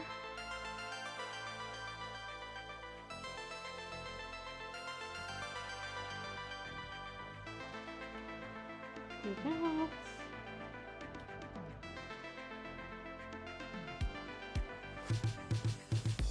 And it's just quick and easy. I mean, I can do it better than that, but it's fine. And I want to bring this down a little bit, not too much. There. And then I think that's it. Let me crop him so he can be on screen a little better. Crop that. Once Clip Studio Paint is able to do so. And I think I'm just going to throw like a color behind him. Just for something. No, not this one. Nah, not that one. Here we go. So if I just grab like this color, go here, put that behind him, grab this color. Oh, you know what? Let me do. I see a better one that's going to be work better. We do that, and then we grab this color, and then put the gradient like that, and then make a new layer. Grab like a teal. Go to this brush. No, what we want this on linear light, I think. Grab this. No, not linear light. Sorry, we want add glow. Do that, and then I have a. Where's my? Oh, here it is. No, not glitter. Bokeh, and then here we go here. No, it's not the brush I thought it was. Okay. Now I'm looking for. I've got a bokeh brush here somewhere, which is just circles. And I know it looked really good when I did it on the thumbnail. I think it might have been this one. Hold on, maybe I can particle size. Here we go. Bring it bigger. I mean, if I can do it this way, if I just do it like delicately, like that. And then, no, skip all the circles. Oh, there's this one. I think this is what I was looking at for. It's fine. And then we just make another one all the way up here, put it on add. And then do that.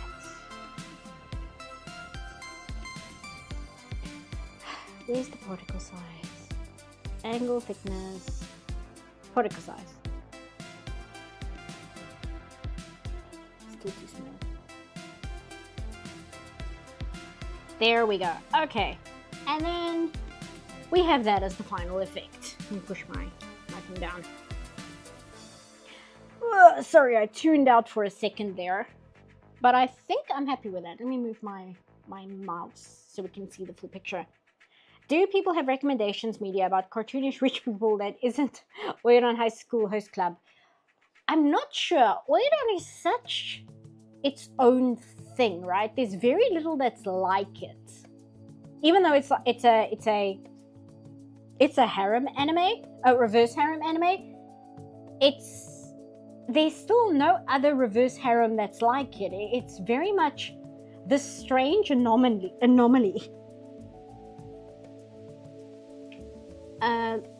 Here we go. Like they did that fake out in the Morbius trailer of a Spider-Man poster. All the while they knew they'd never do anything with him in their movies. Yeah, but Marvel does that all the time too. Marvel will put teasers after their credits, that thing that everybody stays for.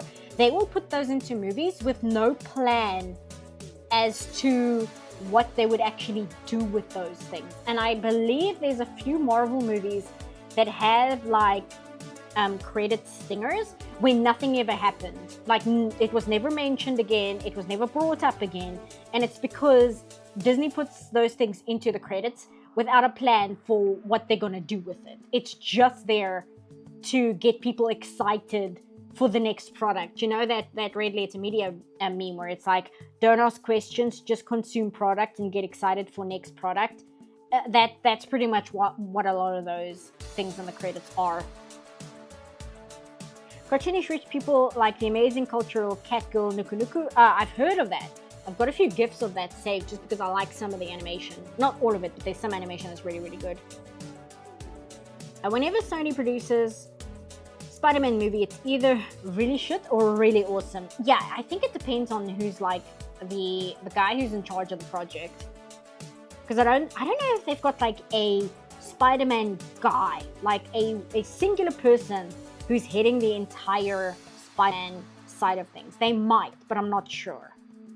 If they do, I think they give their movie head of productions, I think they give them a little bit more freedom than Disney does. Marvel has honestly gotten me kind of sick of post-credit scenes as a whole.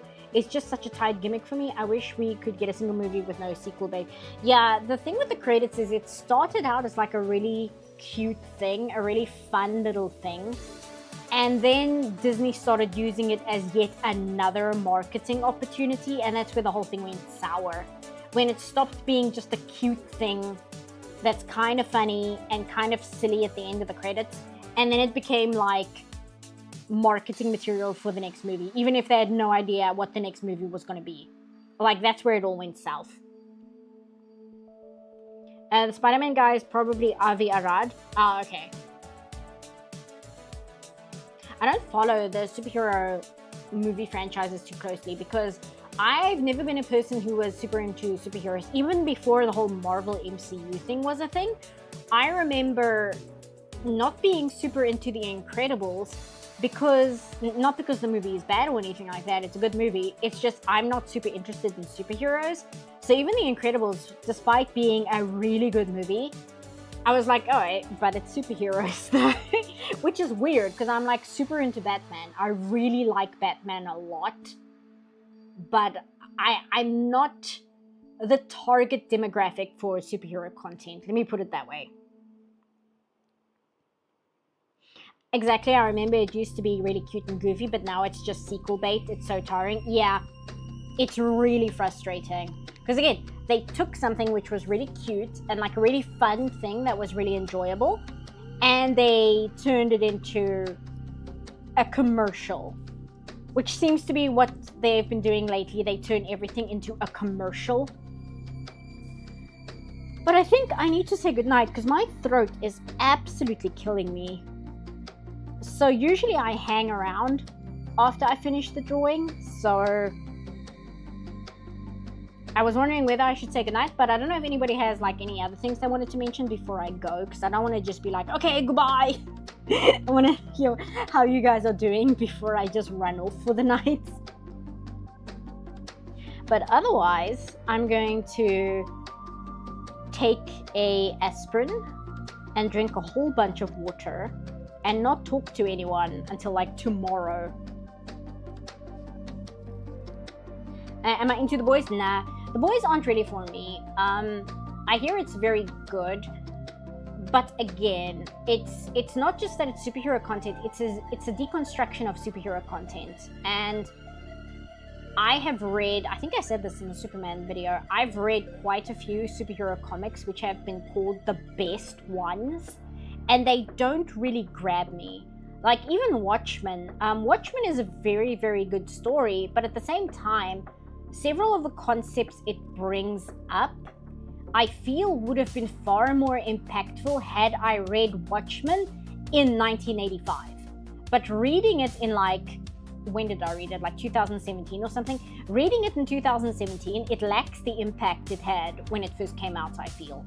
So at the moment, it's like, yeah, it's a good comic, but I don't think it hits as hard as people say it does. So I think The Boys is similar, where it might be really good, but I don't think it will hit for me the way that they want it to, or the way it's designed to. And again, that's not the show's fault. It's really not something the show can help. It's simply because I'm not the target demographic. I'm not the kind of person that show is aiming to make a fan of, right?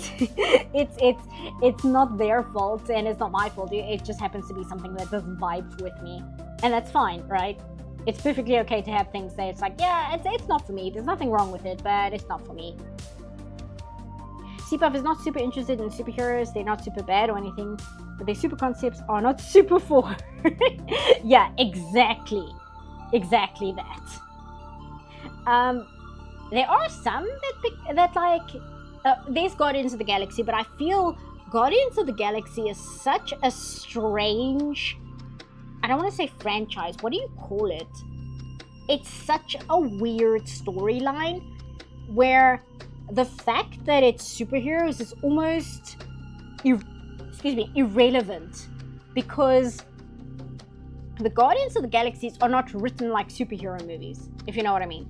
They're written like very strange sci-fi movies. Why is there a Sailor Moon character called I don't know how to pronounce that. I don't know what you're talking about, because I don't think there is. the Sailor Moon character. IP, I guess so. It's such a corporate way of talking about it, but I know what you mean. But yeah, Guardians I really like, but it seems almost inconsequential that it's technically a superhero series of movies. I know they're an Endgame, but I'm talking specifically like the trilogy. It's such a weird series of movies. And I like Batman, but I'm very picky with my Batman content. I really love the animated cartoons from the 90s. A lot of the animated films are really good. Not all of them, but a good amount of them is. The Red Hood is probably my favorite Batman movie overall, like including all of them. Under the Red Hood is my favorite one.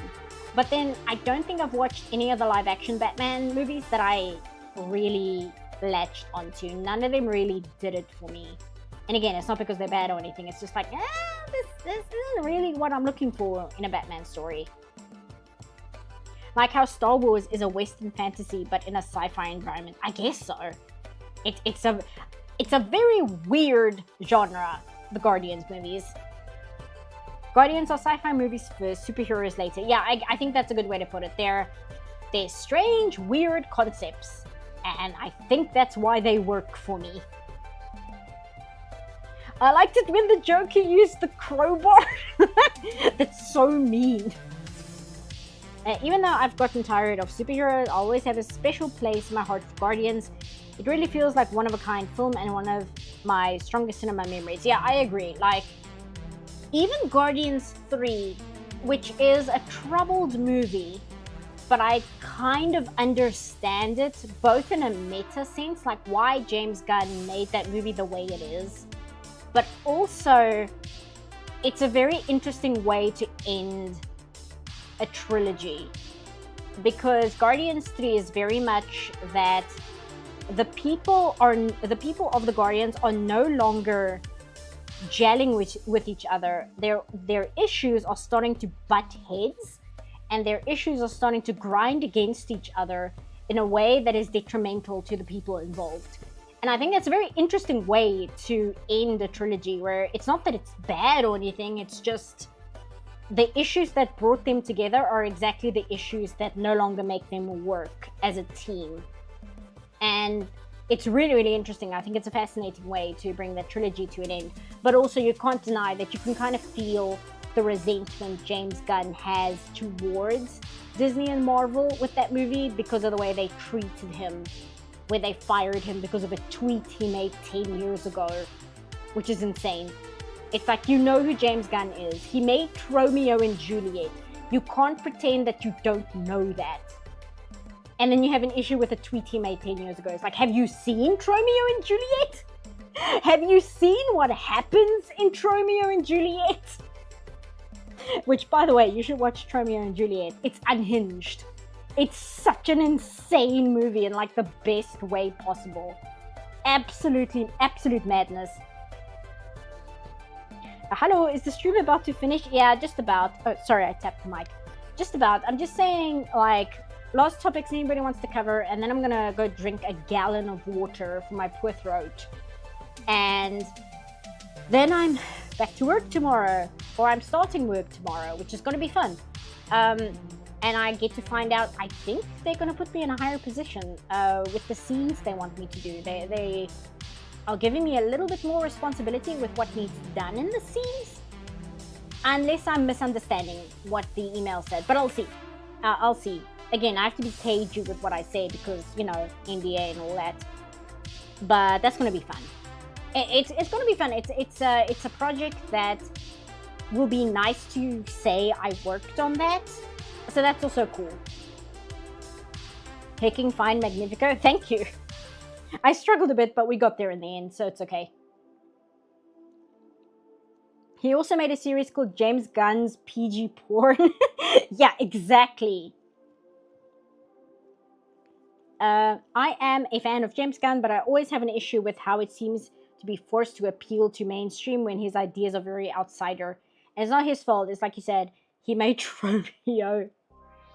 Yeah, he sure did. James Gunn should be given superheroes to make outside a niche series with, which is what I heard the New Mutant show is like so good. That's good, because yeah, I can see him doing well with the New Mutants. I am interested in his Superman movie, though. I'm very curious about what he's going to do with that, but I think bringing in Crypto is a brilliant move, because everybody likes dogs, right? The only people who don't like dogs are people who were bitten as children and have an aversion to dogs as a result. But apart from them, everybody loves dogs. So bringing in Crypto, I think it's a great idea for somebody like James Gunn, because it's an insane move that I don't think DC would have done otherwise, because it's like you're gonna bring in the silly superhero dog, you're gonna put that in your Superman movie that's meant to appeal to like comic book fans, and it's like, yes, we are putting the dog in the movie. So that alone kind of makes me interested, because I'm like, that's such a weird thing to do that I'm kind of really into it. Seeing that Crypto was going to be in the Superman movie made me more interested in watching it, because it's indicative of just being a little sillier and a little bit more unhinged with Superman, which I'm all for, right? So, as long as he's not voiced by The Rock, according to what I could see in the trailer, Crypto doesn't talk. He doesn't talk, he's just a dog with superpowers. Obviously, he's got given very small amounts of screen time in the trailer, but enough for me to be like, I don't think Crypto talks, which is good. We don't want Crypto to talk. James Gunn's first film I remember watching was Silver, with the alien slugs. Yeah, he made some really insane movies when he was working with Troma, which is great. I met Andy Kaufman at Comic-Con a few years ago, and this was before Disney fired James Gunn. Andy Kaufman is so proud of James Gunn.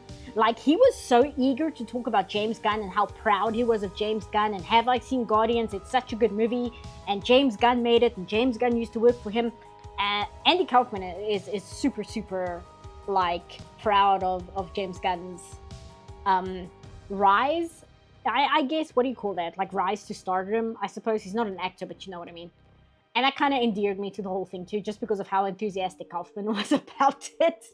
I'm probably going to hop off also. Great drawing, Sipav, and awesome job on your Magnifico video. Thanks for dropping by. Yeah, I keep saying it, I need to go to bed, take a drink, not speak for another day or so. But I will say, maybe I can jinx it now, it's fine.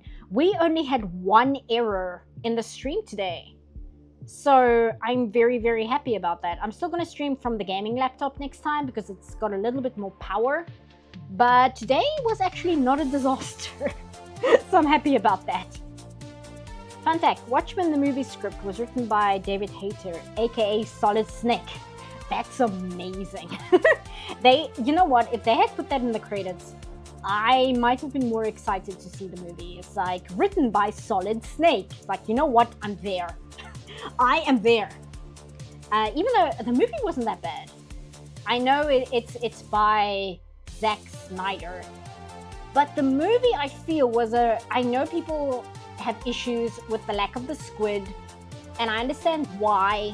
I think they should have included the squid, because why adapt a comic book if you're not going to go full comic book? But I felt that the movie version of Watchmen is pretty good, especially for when it came out, because it came out before there was this massive superhero boom, right? It was kind of on the cusp. It was just after Iron Man and things like that. It was kind of riding the growing wave. So I think it's pretty good. I think they could have done better, but don't hate it. It's not great, but I don't hate it. But as I said, I don't hold Watchmen as like this holy grail that can be untouched. Because I was like, I kind of have run into the themes in Watchmen and other pieces of media before, so I didn't find it as revolutionary. Which isn't the comic's fault, it's just because I've read things that are kind of like this before.